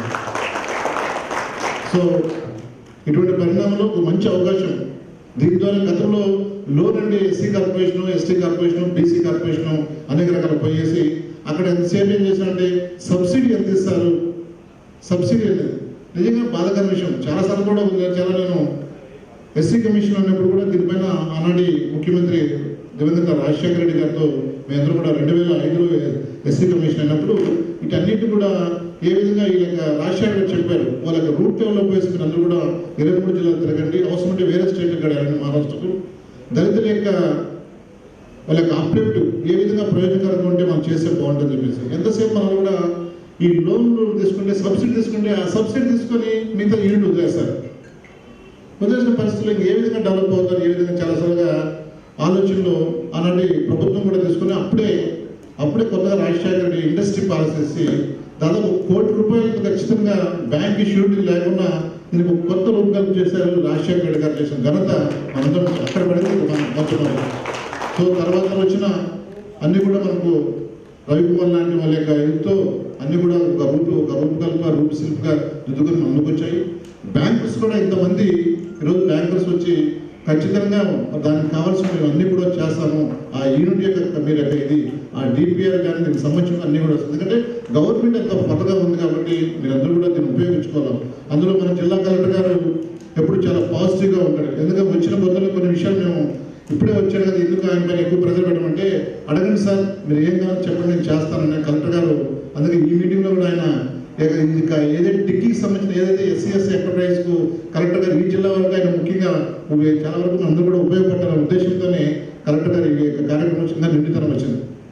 కాబట్టి ఇందాక రవికుమార్ గారు మాట్లాడిన తర్వాత ఇంకా దాని గురించి నేను మాట్లాడడం తక్కువ అవుతాను. ఎందుకంటే ఆయన మొత్తం ఎంటైర్ కంట్రీ అంతా తిరిగాడు, ఎస్సీ ఎస్టీగా స్థితిగతులు తీసుకున్నాడు, వాళ్ళ బాధలు తీసుకున్నాడు, ఏ విధంగా మనం ఇది కావాలనిపిస్తుంది. చాలామంది కూడా నిరంతరం నా కంట్రీగా మార్నింగ్ వస్తే పేరెంట్స్ కానీ లేదా మా లీడర్స్ పెంచుకున్నాడు, మాకు ఉద్యోగం పెంచింది, మాకు సాఫ్ట్వేర్ పెంచింది, లేదా కంపెనీలు పెట్టింది అంటారు. కానీ ఒక ఇండస్ట్రీ కట్టించి దాంట్లో మనం ఉద్యోగాలు ఇస్తామనే ఆలోచన అందరూ కూడా బ్రాడ్ మైండ్గా పెరగాలని చెప్పేసి ఈ సభ ద్వారా మీకు అందరూ కూడా చెప్తాను. ఎందుకంటే ఇది మనం ఎదుర్కోవాలి ఇప్పుడైతే న్యాయం. ఎందుకంటే గతంలో కూడా మనం చూస్తాము, జాబ్స్ పోయినప్పుడు అప్పుడు విపరీతంగా ఉదాహరణ పోలీస్ సెలక్షన్ కానీ, ఇంకో సెలక్షన్, టీచర్ సెలక్షన్ కానీ, అంటే నేను పెద్దలు చెప్పిన మాట, అప్పుడు విలేజ్ లేకపోతే మనుషులు దొరకకుండా వాళ్ళే బై ఫోర్స్ తీసుకుపోయి సెలక్షన్లు పెట్టి మీరు పోలీస్ మొత్తం ట్రైనింగ్ ఇచ్చి జాబ్ ఇచ్చారు. అటువంటి పరిస్థితులు. ఎందుకంటే ఇప్పుడు దానికి భిన్నంగా క్వాలిటీ పెరిగింది, ఎడ్యుకేషన్ పాలసీ పెరిగింది, సిస్టమ్ పెరిగింది, రకరకాల అన్ని ఉన్నాయి. ఇప్పుడేమో కాంపిటీషన్ పెరిగింది, ఇప్పుడు జాబ్స్ దొరుకుతున్నాయి. సో ఇటువంటి దిస్ రైట్ టైం దాదాపు మీకు ఇటువంటి ఏదైతే ఉన్నాయో నేషనల్ సంబంధించిన ఎస్సీ ఎస్టీ హబ్కు సంబంధించిన ఇటువంటి దీంట్లో అందరూ కూడా భాగస్వామ్యంలో ప్రతి ఒక్కరు కూడా స్మాల్ స్కేల్ ఇండస్ట్రీ సంబంధించిన కూడా డెవలప్ చేస్తున్నాం. ఏదైతే వీటిలో మన ఇట్లా స్టేట్ గవర్నమెంట్ కానీ, ఇట్లా సెంట్రల్ గవర్నమెంట్ కానీ, స్టేట్ గవర్నమెంట్లో ఉన్న ఇందాక మన రవికుమార్ గారు చెప్పడము దేనిగా ఒకటే అనుకున్నాం, state government central government up to 70% కూడా మనం తీసుకునే ఫెసిలిటీస్ మనకు ఉన్నాయంటే మీరు ఒక్కసారి కూడా అందులో కూడా మీరు అర్థం చేసుకోవాలి. దాంతోపాటు సెంటర్లో ఇంకా అడిషనల్ యూనిట్ కూడా పెట్టుకునే ఆస్కారం ఉంది. ఎందుకంటే మన కడప జిల్లాకు చాలా ఎక్కువ ఫెసిలిటీస్ ఉన్నాయి.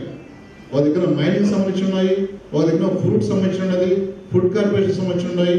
అదేవిధంగా ఇప్పుడు చాలా లక్కీగా మన గౌరవ ముఖ్యమంత్రి జగన్మోహన్ రెడ్డి గారు కొప్పర్తిలో దగ్గర 3,000 ఎకరాలు కూడా ఇది ఉన్నాయి. దాంట్లో కూడా మనం ఇంకా చేసుకోవడానికి ఆస్కారం. ఎందుకంటే ఏపీఎస్ ద్వారా మనకు ఎకరాలను 2 ఎకరాలు దాంట్లో కూడా సబ్సిడీ ఇచ్చి ఎన్ని అవకాశాలు, మంచి ఒక గోల్డెన్ ఆపర్చునిటీ, ఒక సువర్ణ అవకాశం. లైట్ ఏదైనా ఫస్ట్ స్టడీ చేయండి, స్టడీ చేసిన తర్వాత 3 ఆప్షన్స్ చెప్పాను మనం.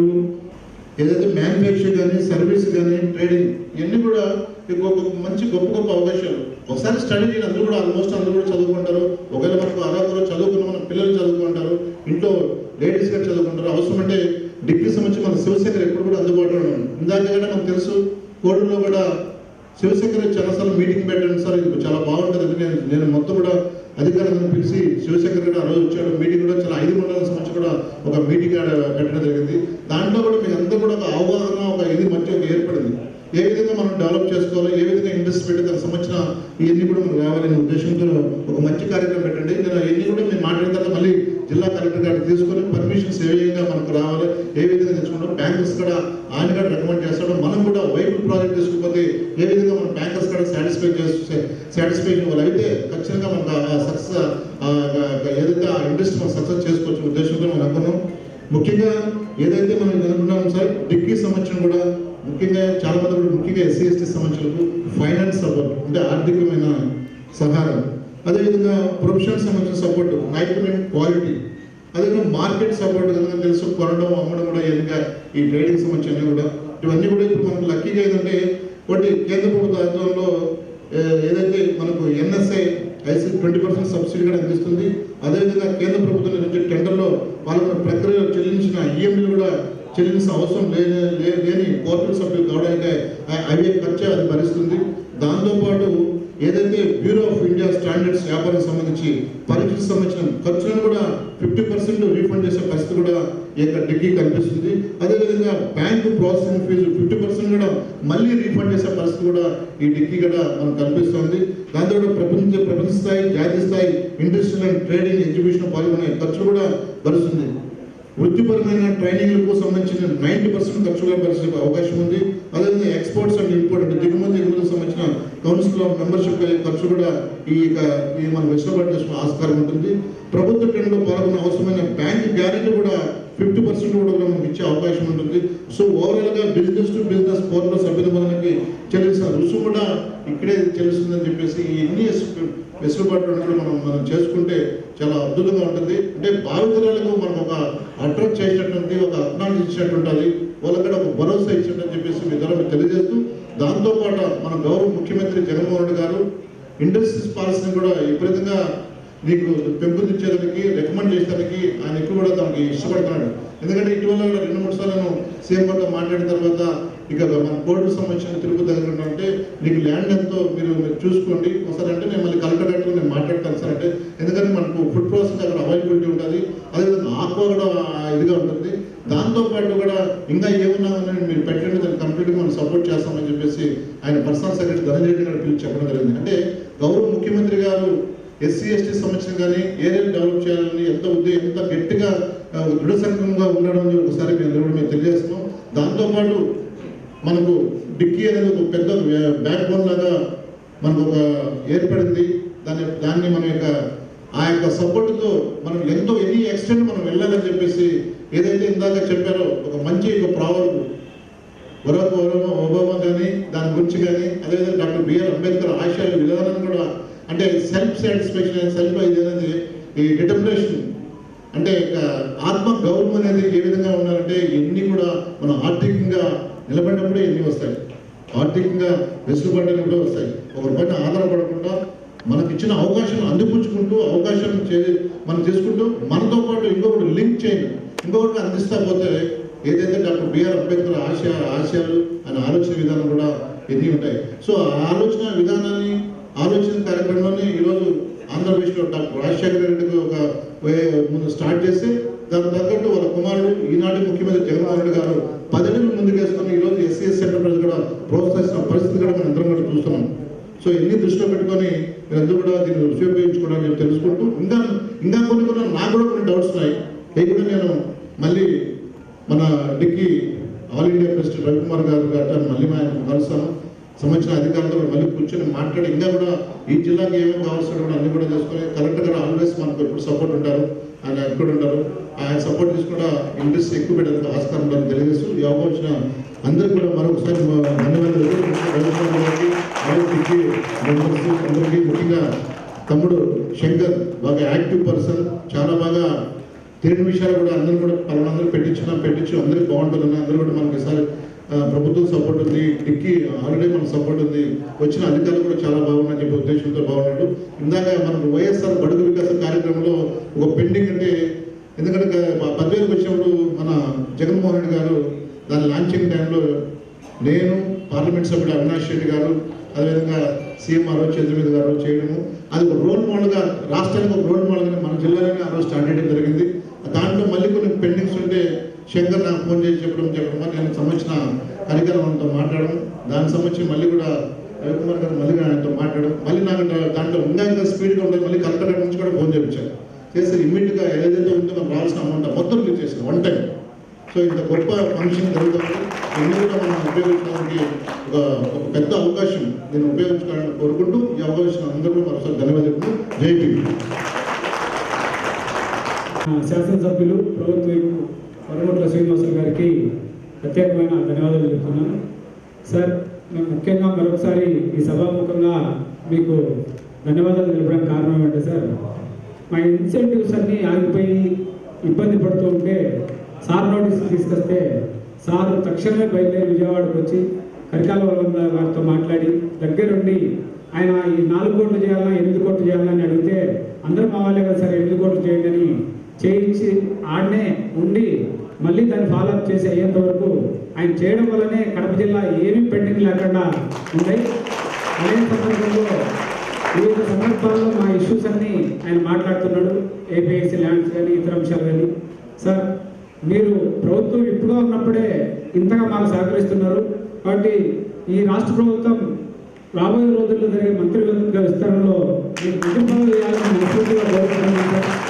మాకు మరింత సేవ చేయడానికి దళిత సమాజానికి ఉపయోగపడుతుంది ఆ పదవి, దానికి మీరు వన్నె తెచ్చే విధంగా పనిచేస్తారని నేను కోరుకుంటూ, సార్ కలెక్టర్ గారు మాట్లాడే చివరి సందేశం ముందు కడప జిల్లాకు సంబంధించిన కొన్ని అంశాలను కలెక్టర్ గారి దృష్టికి కూడా తీసుకొస్తాను సార్.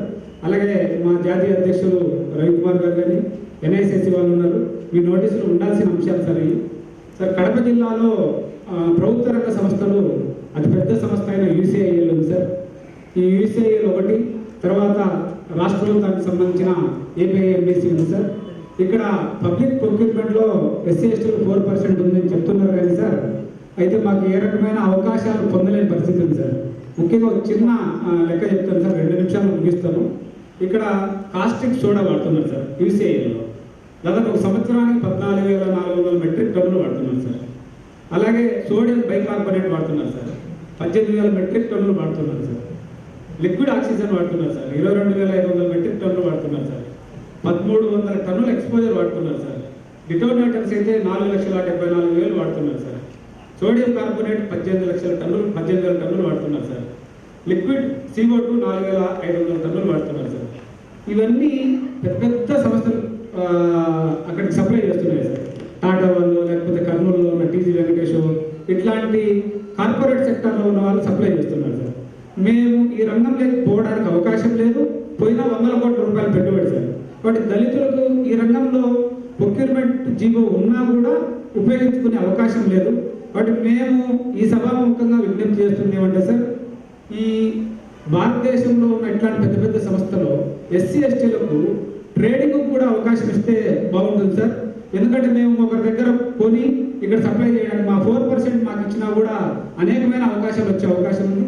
అలాగే సార్ ఈరోజు రైల్వేలో సార్, భారత రైల్వే రంగంలో క్యాటరింగ్ రంగంలో ఎస్సీ ఎస్టీలకు ప్రాధాన్యత కల్పిస్తున్నారు సార్ గతంలో.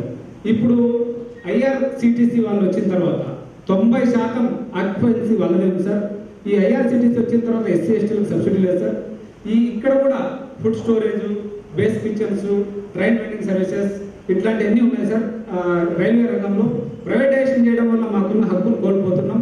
దాంతోపాటు ఫుడ్ కోర్ట్స్, రెస్టారెంట్లలో ఎస్సీ ఎస్టీలకు రిజర్వేషన్ కల్పిస్తే దాదాపు అనేక లక్షల మంది ఎస్సీ ఎస్టీలు బాగుపడే అవకాశం ఉంది సార్. అత్యంత లాభదాయకమైన సంస్థలు ఈ UCIL కానీ, రైల్వే రంగం కానీ, ఇప్పుడున్న APMDC కానీ. కాబట్టి భారతదేశంలో ఉన్న బాగా ఆదాయం వస్తున్న సంస్థలలో కూడా మాకు అవకాశాలు కల్పించడానికి ప్రయత్నం చేయాలి సార్. అలాగే రాష్ట్ర ప్రభుత్వానికి సంబంధించిన ప్రతినిధిగా మన శాసనసభలో ఉన్నారు కాబట్టి సార్, కడప జిల్లాకు సంబంధించి జగనన్న కొప్పర్తి మెగా హబ్లో దాదాపు 7,000 ఎకరాలు కేటాయిస్తున్నారు సార్. అయితే ఇక్కడ ఎస్సీ ఎస్టీలుగా మొదటి తరం పారిశ్రామికవేత్తలుగా చాలా మంది అప్లై చేసుకున్నాం. రేపు 24వ తేదీ సీఎం గారు ఇనాగ్రేషన్ కూడా చేస్తున్నాం కడప జిల్లాలో. అయితే సార్ ఇక్కడ వచ్చిన ఒక ప్రాక్టికల్ సమస్య ఏమంటే సార్, 33 సంవత్సరాలు లీజ్ ఉంది సార్ ఇక్కడ. ఈ 33 సంవత్సరాలు లీజ్ ఉంటే బ్యాంకులు అసలు లోన్స్ ఇవ్వట్లేదు సార్. కారణం ఏమంటే వాళ్ళు 3 జనరేషన్స్ ఉంటేనే లోన్స్ ఇస్తామంటున్నారు. Policy matter state level banking committee కూడా బ్రహ్మానంద రెడ్డి గారు ఉన్నారు, ఆయన నోటీస్ కూడా తీసిపోయాం. మన ప్రభుత్వం విప్ గారు దృష్టికి తీసిపోయింది అంటే సార్, సీఎం గారి నోటీస్ తీసుకెళ్ళి 5 ఎకరాల లోపల ఎవరైతే ఎస్సీ ఎస్టీ పారిశ్రామికవేత్తలు అప్లై చేసుకుంటున్నారో వాళ్ళందరికీ డైరెక్ట్ సేల్ డీడ్ ఇవ్వడానికి అవకాశం కల్పించాలని మేము విజ్ఞప్తి చేస్తున్నాం సార్. ఎందుకంటే సార్, మాకు ఆ ల్యాండ్ సేల్ డీడ్ తీసుకుంటే దాన్ని కొలెక్టరల్ సెక్యూరిటీగా పెట్టుకొని లోన్లు ఇచ్చే అవకాశం ఉంది సార్. ఈ 33 ఏళ్ళ లీజ్ అయితే మాకు లోన్స్ పుట్టే అవకాశం లేదు. పారిశ్రామికవేత్తలు కావడానికి ముఖ్యంగా సేవా రంగంలో ఇప్పటికే ఉన్నాం సార్. ఉత్పత్తి రంగంలో మేము ముందుకు పోవడానికి ప్రధాన అడ్డంకిగా ఈ పాలసీ ఉంది. కాబట్టి దయచేసి దీనిపైన విప్ గారు, కలెక్టర్ గారు నోటీస్ దృష్టికి తీసిపోయాం. సార్ దృష్టికి తీసిపోయిన ప్రతి అంశాన్ని మినిట్స్లో పెడుతున్నారు. DCCలో కానీ, DIPCలో కానీ ఎప్పటికప్పుడు రాష్ట్ర ప్రభుత్వానికి పంపిస్తున్నారు. మేము APSMC సమస్య కూడా చెప్పాం. గతంలో NSFDC నుంచి 10% మార్జిన్ మనీ కడితే లోన్ ఇచ్చేవాళ్ళు 25 లక్షల వరకు. ఇప్పుడు దాన్ని 100% సెక్యూరిటీ ఇస్తామంటున్నారు. APSMC రాష్ట్ర ప్రభుత్వ రంగ సంస్థ అది. కాబట్టి వీటన్నింటినీ సార్ దృష్టికి పోతే ఎప్పటికప్పుడు సారు వాటిని పరిష్కారం చేసే దిశలో బ్యాంకర్స్కు గైడెన్స్ ఇస్తున్నారు. చాలా సీరియస్గా స్టాండప్ ఇండియా అయితే మీరు ఇవ్వకపోతే నేను ఊరుకునే ప్రసక్తే లేదని చెప్తున్నారు. కాబట్టి మాకున్న ఈ ప్రధానమైన విధానపరమైన సమస్యలను మీ నోటీస్కి తెచ్చాం సార్. దయచేసి వీటిని పరిష్కారం చేస్తే మాకు ఇందాక మా జాతీయ అధ్యక్షులు చెప్పినట్టు మాకు ఆకాశం హద్దుగా కడప జిల్లాలో కూడా మేము ముందుకు పోవడానికి అవకాశం ఉంటుందని తీసుకొస్తూ ఇప్పుడు మన ప్రియతమ జిల్లా కలెక్టర్, మన ఎగ్జిక్యూటివ్ మేజిస్ట్రేట్, కడప జిల్లా ఎగ్జిక్యూటివ్ మేజిస్ట్రేట్ గారు మాట్లాడవలసిందిగా మీ అందరి తరఫున నేను విజ్ఞప్తి చేస్తున్నాను సార్.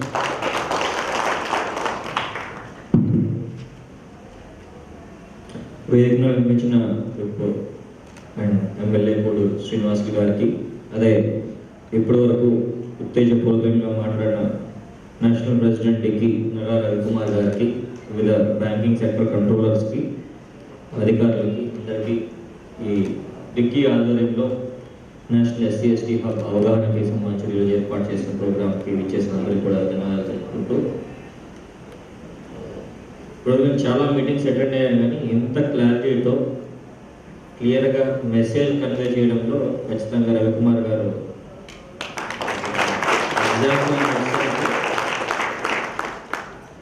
అంటే ప్రభుత్వం నుంచి ఏవైతే బెనిఫిట్స్ వస్తాయో అది ఒక చేంజ్, ఒక మార్పు అనేది చాలా సెక్టర్లో జరుగుతుంది.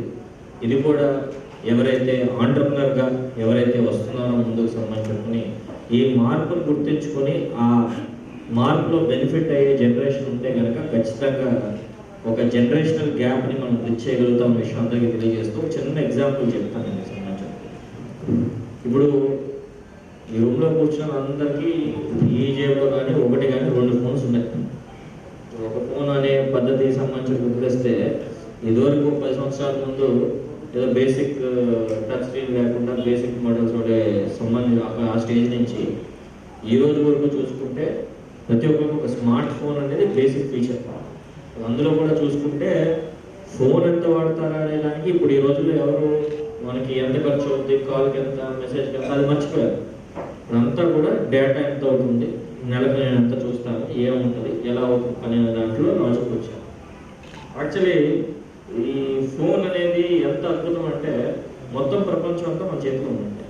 నిజంగా ఏమీ లేకుండా నిజంగా ఎవరికి ఎక్కడికైనా వెళ్ళాలి, ఒక దేశానికి వెళ్ళాలి, ఒక ఊరికి వెళ్ళాలి అన్నప్పుడంటే ఇప్పుడు నాకు తెలిసి బట్టలున్నా లేకపోయినా, డబ్బులున్నా లేకపోయినా ఒక ఫోన్, ఒక ఛార్జర్ పట్టుకుని వెళ్ళిపోతే అంతా అన్ని ఏవైనా బిజినెస్ పరంగా కానీ ఏదైనా అన్ని చేసుకుని వచ్చే వాస్తవం ఇప్పుడు రోజు ప్రస్తుతం మనం చూసేది. ఇది నేను చెప్పేది నమ్మకపోయినా మీరు నిజంగా ఒక విధంగా ఆలోచిస్తే ప్రాక్టికాలిటీ. ఇప్పుడు ఈ సిచ్యువేషన్ మనం ఎలా వచ్చాం, నెక్స్ట్ ఎలా ఉంటుంది దానిలో ఒక పెను మార్పు మన కళ్ళ ముందు కనిపించబోతుంది.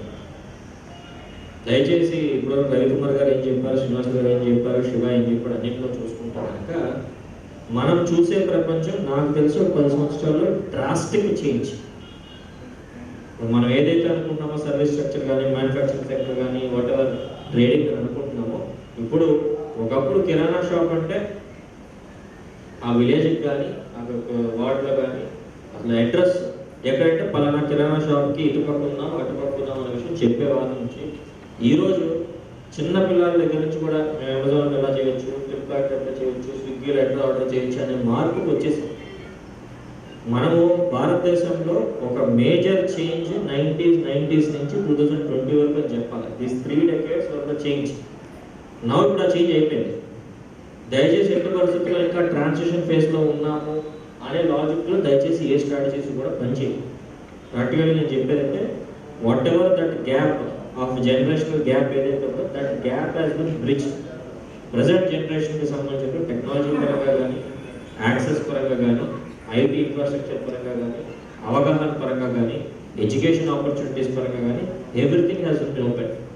కానీ ఇప్పుడు ఏది చూస్ చేసుకుంటారు? ఇప్పుడు రవి గారు చాలా అద్భుతంగా అంటే ఎంత కన్విన్సింగ్గా, ఎంత అవగాహన పరంగా, ఎంత కంట్రోల్ పరంగా తిరిగి ఆయన కన్వే చేయగలిగారు అన్నట్టు ఒకటే మార్పు ఏంటంటే ఇప్పుడు మ్యాక్సిమం జిల్లాలో అందరూ కూడా పొలిటికల్గా కానీ అడ్మినిస్ట్రేషన్గా మ్యాక్సిమం చూడగలిగి ఏంటంటే ప్రతి ఒక్కరికి ఏంటంటే 2 అంశాలు ఉన్నాయి కడపవచ్చు. శివ మాట్లాడినప్పుడు సార్ ఈ విధంగా బెనిఫిట్ వస్తే బెనిఫిట్ అవుతుందని దాంట్లో చూసుకుంటే రవి గారు కూడా చెప్పేది ఏంటంటే ఇప్పటికీ కూడా నాకు కడపలోనే ఉద్యోగం కావాలి, నేను ఇంటి నుంచి వెళ్ళాలనేది మేజర్ బాటిల్ జిల్లాలో. ఏ ఫంక్షన్కి వెళ్ళనివ్వండి, ఏ పొలిటికల్కి ఏదైనా చూడండి, నేనైతే హైదరాబాద్, చెన్నై, బెంగళూరులో ఎన్ని ఉద్యోగాలు కావాలంటే ఉద్యోగాలు రెడీగా రెఫర్ చేయడానికి మన దగ్గర ఉన్నా. మ్యాక్సిమం అంటే సార్ నాకు పల్లె నుంచి వెళ్ళాలా, నేను పొద్దున వెళ్ళాలా, సాయంత్రం వచ్చేయాలా. This is a mental block. మీకు అందరికీ కూడా ఒకటే విషయం చెప్పారంటే ఈ రోజుల్లో సంబంధించుకుని నేను ఈరోజు ఐఏఎస్ ఆఫీసర్గా రాష్ట్రానికి వచ్చి నేను సేవ చేసుకోవడం అదృష్టమైన నేను 12th క్లాస్ తర్వాత 10 సంవత్సరాలు బయట ఉన్నాను. మొత్తం భారతదేశంలో ఉన్న స్టేట్స్ అన్నీ కూడా వేరే రకాలుగా నా చదువు రీత్యా కానీ తర్వాత నేను చూసిన దాంట్లో కానీ మ్యాక్సిమం తిరిగేశారు.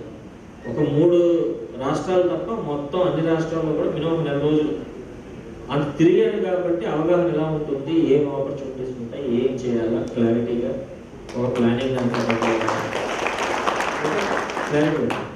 ఎప్పుడైతే మనం కుర్రాల పరంగా ఇప్పుడు ఆడపిల్లలకైనా కానీ సేఫ్టీ పరంగా అన్నింటిలో కూడా బాగానే ఉంటుంది కాబట్టి చదువు ఇచ్చా కానీ ఒక జాబ్ ఇచ్చా కానీ మన కంఫర్ట్ జోన్ నుంచి బయటకు వెళ్ళగలిగితే మన లోకజ్ఞానం పెరుగుతుంది, ఆపర్చునిటీస్ పెరుగుతాయి, ఎక్కడ ఏం చేసుకోవచ్చు అనే విషయం తెలుస్తుంది. కాబట్టి దాంతోపాటు ఒక మేజర్ చేంజ్ రవి గారు కానీ ఎమ్మెల్యే గారు కానీ చెప్పిందంటే, మనం ఎవరినో ఉద్యోగం అడగడం కాదు, మనం ఎంతమందికి ఉద్యోగం అవ్వాలి, మనం ఎవరి కింద పనిచేయడం కాదు, మన కాళ్ళ మన నుంచి ఏ విధంగా చేయాలనే మార్పు కనుక ఖచ్చితంగా ఈ జనరేషన్కి ఆల్రెడీ అన్ని ఫెసిలిటీస్ ఉన్నాయి. డిక్కీ తరపు నుంచి కానీ, గవర్నమెంట్ ఆఫ్ ఇండియా నుంచి, గవర్నమెంట్ ఆఫ్ ఆంధ్రప్రదేశ్ నుంచి కానీ, మన కొప్పర్లో కానీ అన్నీ. అంటే ఇదే ఒక 20 సంవత్సరాల ముందు మనం ఇది మాట్లాడుకుంటుంటే కరెక్ట్ కాదు. అప్పుడు అన్ని ఇన్ఫ్రాస్ట్రక్చర్ కానీ, సపోర్ట్ కానీ, పాలసీ డెసిషన్స్ కానీ అప్పుడు అవి లేవు. ఇప్పుడు అన్నీ అనుకూలంగా వచ్చినప్పుడు మటుకు దయచేసి నేను ఇంట్లో ఉండి పని చేస్తాను, ఇప్పుడు ఉద్యోగం ఉంటే సరిపోతుంది, 15,000 20,000 వస్తాను దానికన్నా పక్కన పెట్టాలి. అది ఐ థింక్ అన్నింటిలోకి నేను చూసి రవి గారు నా పర్సనల్ ఒపీనియన్ అంటే దట్ హ్యాస్ టు చేంజ్. అది కనుక ఒక్కసారి పక్కన పెట్టి మనం నిజంగా చేయాలని దాంట్లో ఉంటే అడ్మినిస్ట్రేషన్ సైడ్ నుంచి కానీ పాలసీ విషయాలు ఉంటాయి, అవి చిన్న చిన్న గ్యాప్స్ తప్ప అదేదో పెద్ద బాటిల్ నెక్స్ కాదు. నిజంగా కష్టపడాలి, నేను నేర్చుకుని పని చేస్తాను, కష్టపడతాను, ఎటువంటి ప్రాబ్లం ఇచ్చినా సార్ట్అవుట్ చేస్తాను, ఉద్యోగాలు లోట్లేదు. I can tell you for sure, 80% ఉద్యోగాలు లోట్లేదు.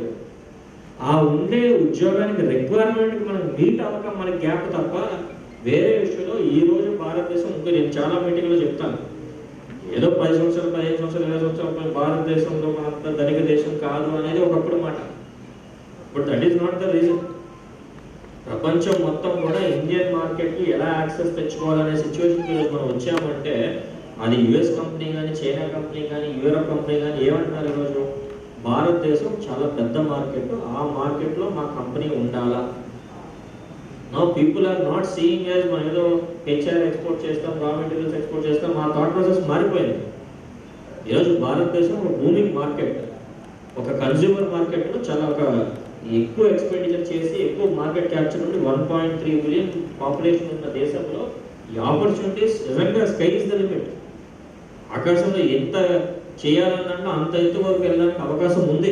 కాకపోతే మన మైండ్ సెట్, నాకు I'm very impressed with him, ఈ సెట్ ద రైట్ నోట్. మనము ఏం చేయాలా, ఇది గొడవ పడ్డము ఈ కాకుండా మంచి ఎడ్యుకేషన్ పరంగా ఆపర్చునిటీస్ బాగున్నాయి ఉపయోగించుకోవడం, లోనింగ్ పరంగా ఉపయోగించుకోవడం, సెక్టర్ పరంగా జాబ్స్ పరంగా ఉపయోగించుకోవడం, ఇండస్ట్రీస్ పరంగా ఉపయోగించుకోవడం, మంచి మనము ఒక సెటప్ చేసుకుని ఆంటర్ప్రినర్ అంటే చాలా నేను దగ్గర 20 సంవత్సరాల నుంచి పదం వింటున్నాను. ఆంటర్ప్రినర్ అంటే ఫస్ట్ ఇంకా గుర్తు, నేనేదో కాలేజ్లో రాజస్థాన్ చదువుకోవడానికి వెళ్తే ఒక సీనియర్ ఇంటరాక్షన్ ఉంటుంది కదా కాలేజ్లో, నేను అర్థం చెప్పని ఫస్ట్ అడిగాను. ఇప్పుడు 25 సంవత్సరాల క్రితం అడిగితే నేనేదో సార్ ఏమైనా సెల్ఫ్గా కాళ్ళ మీద నిలబడేది మీనింగ్ వాజ్ ఓకే. దాని అర్థం ఈరోజు 20 సంవత్సరాల తర్వాత నేను చూసి చెప్పాలి అంటే ఒక స్ట్రాంగ్ క్యారెక్టర్, క్లారిటీతో మనం మన కాళ్ళ మీద నిలబడి ఎవరి కింద పని చేయకూడదు, మన కాళ్ళ మీద నిలబడి 10 మందికి మనం సహాయం చేయాలని అనుకోవచ్చు. ఈ పదం డిఫరెంట్, దీనికి వేరే కోర్సులు ఉంటాయి, గ్రాడ్యుయేషన్స్ ఉంటాయి, కంపెనీలు ఉంటాయి, అన్నీ ఉంటాయి. అంటే సాధారణ మనిషికి నేను అర్థంగా మీకు అర్థమయ్యే భాష చెప్పాలంటే మీరు ఒకరే పని చేసుకుని ఆంటర్ప్రెనర్ అవ్వచ్చు, మీరు 10 మందికి ఉద్యోగం ఇచ్చేవచ్చు, 1000 మందికి ఇవ్వచ్చు, 2000 మందికి ఇవ్వచ్చు. కానీ మీ కాళ్ళలో మీరు నిలబడి సొసైటీలో గౌరవంగా అవును ఆయన మనిషి ఆయన కాళ్ళ మీద నిలబడి బాగా చేశాడు, ఎటువంటి ఇబ్బంది లేకుండా అన్నట్లు ఇస్ మేజర్. లాస్ట్ అంశం నేను ఏమంటానంటే చాలా ఇదనే కాదు, ఏ మీటింగ్ కూడా 45 సంవత్సరాల్లో నేను ఈ పాయింట్ చాలా మన సొసైటీకి బయట సొసైటీస్కి చూసినప్పుడు ఈ వ్యత్యాసం బాగా కనిపిస్తుంది. మనం దీన్ని ఖచ్చితంగా గుర్తించి అధిగమించగలిగితే, ఇప్పుడు విన్నాలన్నాం కదా technology education was one bridge, ఇంకా భారతదేశం ఒక గ్యాప్ ఉంది. ఆ గ్యాప్ ఇంకొక వచ్చే 20 సంవత్సరాల్లో ఖచ్చితంగా గ్యాప్ ఫిల్ అవుతుంది. ఆ గ్యాప్ ఏంటంటే ఈ లిటిగేషన్, ఈ legal issues is a major issue. మనం ఏ స్టెప్ తీసుకోవాలనుకున్నా అది ల్యాండ్ ఇచ్చా కానీ, కంపెనీలు ఇచ్చా కానీ, లోన్ ఇష్యూలో కానీ ఏదైనా సంబంధించి బయట దేశాలతో నేను పోల్చినప్పుడు వ్యత్యాసం ఏం కనిపిస్తుందంటే, నేను బాగా తిరుగుతాను, ప్రపంచం కూడా తిరుగుతుంటాను సంబంధించినప్పుడు. భారతదేశం వెళ్తే ఎవరైనా నాకు తెలిసిన వ్యక్తి ఏదైనా కూర్చోప్పుడు బ్యాంకర్స్ అందరూ ఇక్కడ ఉన్నారు సంబంధించి, మనము లోన్ ఒకటి కావాలంటే బ్యాంక్కి వెళ్ళి వాళ్ళు అడిగిన డాక్యుమెంట్లు తీసుకుని ఒక 10 ఆఫీసులు వెళ్ళి అక్కడ అప్లికేషన్ పెట్టుకుని మళ్ళీ వచ్చి ల్యాండ్ చూసుకుని ఏం చేసేటికి మన వయసు అయిపోతుంది సంబంధించిన ఎవరికైనా వాళ్ళు తక్కువ కాదు. అదే బయట దేశాల్లో ఇప్పుడు నేను ఇక్కడ కూర్చొని మెసేజ్ పెడితే ఇక్కడి నుంచి మళ్ళీ నేను ఇంకో ఆఫీస్కి వెళ్ళే లోపల అమౌంట్ కూడా క్రియేట్ అయిపోతుంది. వాస్తవం ఇది బయట దేశాల్లో జరిగేది సిచ్యువేషన్ ఇదే. దానివల్ల ఏంటంటే ఒక జనరేషన్ లాస్ని సేవ్ చేయగలుగుతుంది. కానీ ఇందులో 2 అంశాలు. బ్యాంకులు ఎందుకు ఇవ్వలేకపోతున్నారు? వాళ్ళ సైడ్ కూడా ఆలోచిస్తే కనుక నమ్మకం కరెక్ట్గా డాక్యుమెంటేషన్ ఇష్యూస్లో కానీ లీగాలిటీ ఇష్యూస్లో కానీ రేపైనా అయితే నా ఉద్యోగం ఏమవుతుంది నన్ను అడుగుతారు కదా, ఇస్తే వెనక్కి తిరిగి కడతారో లేదని దాంట్లో మేజర్ అంశాలు వచ్చాయి. మెంబర్స్ అందరికీ కూడా సాధ్యమైనంత వరకు ఈ జనరేషన్ ఆ గ్యాప్ని బ్రిడ్జ్ చేయగలిగితే ఖచ్చితంగా భారతదేశం సూపర్ పవర్గా అవడానికి ఏ హద్దు ఎటువంటి విషయంలో ఉండదు. మనం లిటిగేషన్ అది లీగల్ అవనివ్వండి, ల్యాండ్ అవనివ్వండి, లోనింగ్ ఇష్యూస్ కానీ ఏదైనా సాధ్యమైనంత మేర ఆ స్టేజ్ వరకు వెళ్ళకుండా ఏదైతే చిన్న చిన్న మోసాలు జరుగుతున్నాయో దాన్ని అరికట్టగలిగితే కనుక ఒక మంచి ప్లాట్ఫామ్ మనం యువతలకు ఇచ్చిన వాళ్ళతో ముందా కూడా తీసుకెళ్ళడానికి బాగుంటుందని ఉద్దేశం తెలియజేస్తూ ఈ చిన్న చిన్న అంశాలు ఏవైతే శివ చెప్పారో నేను జనరల్ ఏంటంటే చాలా ప్రో ఇండస్ట్రీ ఉంటాను. ఎందుకంటే I'm very clear that development పరంగా ఇండస్ట్రీస్ పరంగా సర్వీస్ సెక్టర్ పరంగా ఒక ఇండస్ట్రీస్ని ఎంకరేజ్ చేయకుండా 10,000 మంది బాగుపడతారు, 10 కుటుంబాలను మన పైకి తీసుకెళ్తాం ఉద్దేశంతో is a major district. So I'm very sensitive to all the needs. ఖచ్చితంగా ఇప్పటివరకు చేస్తాము, ముందు కూడా ఖచ్చితంగా చేస్తాం ఈ విషయంలో. ఎటువంటి కాబట్టి నాకు మళ్ళీ టు సబ్మిట్ అప్ ఓన్లీ 2-3 అంశాలే చెప్తున్నాను. దయచేసి కడప జిల్లా ఇప్పుడు నాకు చాలా గత 5 నెలల్లో కానీ నేను చూసిన దాంట్లో చాలా what ever best I'm really బయట నుంచి నేను ఫస్ట్ టైం కలెక్టర్గా ఫస్ట్ టైం ఈ జిల్లాకు వచ్చి పనిచేస్తాను. ముందే కూడా కడప జిల్లాకు వచ్చి పనిచేయలేదు సంబంధించి. ఫస్ట్లో బయట అంతా అందరికీ సార్ ఇక్కడ నీళ్ళు ఉండవు, పచ్చదనం ఉండదు, అంత వైలెన్స్ ఉంటుంది అని అంటే అన్నాను. ఇప్పుడు నేను అసలు బ్రాండ్ అంబాసిడర్ అనమాట ఈ స్టేట్కి. ఎందుకంటే ఇక్కడ ఉన్నంత అందమైన ప్రదేశం ఎక్కడ ఉండదు. డిస్ట్రిక్ట్లో 35% ఫారెస్ట్ ఉన్న జిల్లా ఏదైనా ఉంది అంటే అది మన కడప జిల్లా. అంటే రాష్ట్రం మొత్తంలో కూడా అతి మంచి గాలి వాతావరణం ఉన్న జిల్లా ఏదైనా ఉంటుంది మన జిల్లా. ఏమీ లోటు రాదు. మనుషులు ఇచ్చారు కూడా చాలా ముక్కుసూటుగా ఉంటారు. చేస్తే నంది అంటాను, ఎవరికి నేను చేస్తాను చేయను, చేస్తే చేస్తానని చెప్తే ఓకే, చేయడంలో కూడా చాలా హ్యాపీ. సరే అట్లీస్ట్ మాకు ఈ విషయంలో చేయన్నారు, ఇంకో పని చేసుకుంటా ఉన్నారు. ఇన్న ఎన్వైరన్మెంట్లో ఒకటే చూసి నాకు అబ్జర్వ్ చేసిందంటే ఓన్లీ ఉద్యోగం ఇంటి దగ్గర ఉండి చేయాలనేది ఏదైతే థాట్ ప్రాసెస్ ఉందో దాని మనం మార్చుకోగలిగితే అన్ని వందలు ఉన్నాయి. ఆపర్చునిటీస్ తప్పు కాదు. ముఖ్యమంత్రి గారు కూడా సొంత జిల్లాగా ఆయన ఎప్పుడు కూడా ఏ బెనిఫిట్ చేయాలన్నా కూడా ముందుకు వచ్చి ఖచ్చితంగా ఒక అడుగు ముందుకు వేసే అన్నీ చేశారు. ఇది చేయలేదు అంటే నాకు అది అడగడానికి కూడా నాకు ఏం లేదు. Everything what ever is needed, అది ఇన్సెంటివ్స్ పరంగా కానీ ఇండస్ట్రీస్ పరంగా కానీ ఏదైనా everything is very proactive and taking care of district needs. కాబట్టి ఆ ఒక్క అంశంలో మనం మార్పు చేసుకోగలిగి ఈ లిటిగేషన్ కనుక మన డిస్ట్రిక్ట్లో తగ్గించుకోగలిగితే definitely will go a long way. I don't think Kadapa పరంగా ఇంకా స్టాటిస్టిక్స్ అన్ని సేకరిస్తున్నారు కానీ we are one of the richest districts.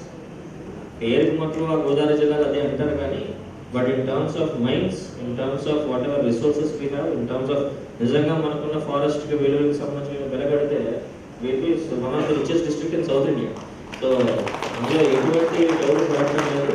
ఎందుకంటే వాతావరణం కూడా మంచి గాలి, మంచి నీరు. ఇప్పుడు డిస్ట్రిక్ట్లో స్టాండింగ్ నాకు ఒక 70 TMC నీళ్ళు ఉన్నాయి. 70 TMC అంటే మీరు ఎవరు ఊహించరేమో. నేను చిత్తూరు జిల్లా, ఈస్ట్ గోదావరి, విజయవాడ అన్ని పనిచేసి వచ్చాను కదా. మీ ప్రకాశం బ్యారేజ్, ధవళేశ్వరం బ్యారేజ్ మీద మీకు బ్యారేజ్ మీద కనిపించేది 2 TMC నీళ్ళు.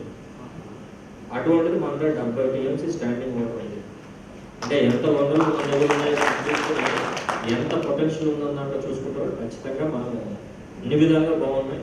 ఒక మంచి విజన్ లీడర్షిప్ ముందు ఎవరైతే ఆ విజన్ చూపించారో తర్వాత కంటిన్యూ చేశారో ఈరోజు మనం అన్నీ కూడా మనకి అందిపుచ్చుకునే సిచ్యువేషన్ ఉన్నాం. కాబట్టి యూత్ అందరూ కూడా దీన్ని ఉపయోగించుకోవచ్చు.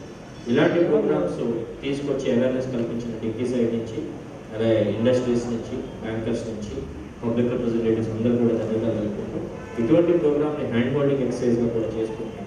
కొంతమందిని పైలట్గా కొంతమంది హ్యాండ్ హోల్డ్ చేసి ముందుకు తీసుకెళ్తే ఒకరు చూసి 10 మంది నేర్చుకుంటారు. దానికి ఎప్పుడు మన భారతదేశంలో గురు శిష్య పరంపర ఎప్పుడు ఉంటుంది మనకి, ఒకరిని చూసి ఖచ్చితంగా నేర్చుకుంటాం కాబట్టి కొంతమందినైనా హ్యాండ్ హోల్డ్ చేస్తే బాగుంటుందనే విషయం తెలియజేస్తూ డయాస్ మీద కంక్లూడ్ చేసే ముందు డిస్ట్రిక్ట్ కొంతమంది సాయం చేస్తుంటారు. ఆ విధంగా ఎవరు మెన్షన్ ఏ అంశంలో కూడా మేము మర్చిపోదామన్నా మర్చిపోలేడు అనమాట శివ. డిక్కీ సైడ్ నుంచి అలా ఇక్కడ ఉన్న ఇండస్ట్రీస్ డిపార్ట్మెంట్ నుంచి కూడా కంగ్రాచులేషన్స్ శివ ఆల్సో. యాక్టివ్గా ఉండి అడ్మినిస్ట్రేషన్ సైడ్ నుంచి ఇండస్ట్రీస్ డిపార్ట్మెంట్ నుంచి అన్ని విధాలుగా కూడా టీం కూడా బాగుంది. కడప జిల్లాలో ఆఫీసర్స్ అందరూ కూడా యాక్టివ్గా ఉండి ఏ విధంగా సాయం చేయాలన్నా మేము ఖచ్చితంగా తీసుకుంటాం. మాకు కూడా కొప్పర్తి ఇండస్ట్రియల్ ఎస్టేట్ కానీ ఎలక్ట్రానిక్ మ్యానుఫ్యాక్చరింగ్ క్లస్టర్ కానీ ముందు ఖచ్చితంగా తీసుకెళ్ళాలి. కాబట్టి బ్యాంకర్స్ కంట్రోలర్స్ అందరినీ కూడా ఆపర్చునిటీ ఉంది కాబట్టి వాళ్ళు కొంచెం గైడ్ చేసి ఏదో డిపిఆర్ మీరు తెచ్చుకోవడానుకుంటా మీరు కొంచెం హ్యాండ్ ఓవర్ చేసి కొంతవరకు హ్యాండ్ ఓవర్ చేసి ఏవైతే చేయగలరో చేస్తే ఖచ్చితంగా మన డిస్ట్రిక్ట్ని ఇంకా మోర్ ఎంటర్ప్రెన్యూర్స్ని ముందుకు మనం తీసుకెళ్ళి డెవలప్మెంట్ తీసుకెళ్తున్న విషయం తెలియజేసుకుంటూ ఈ అవకాశం ఇచ్చి ఇంత మంచి ప్లాట్ఫామ్ ప్రొవైడ్ చేసిన డిక్కీ సైడ్ నుంచి అలా ఇక్కడ ఉన్న ఇండస్ట్రీస్ డిపార్ట్మెంట్ నుంచి కూడా ధన్యవాదాలు.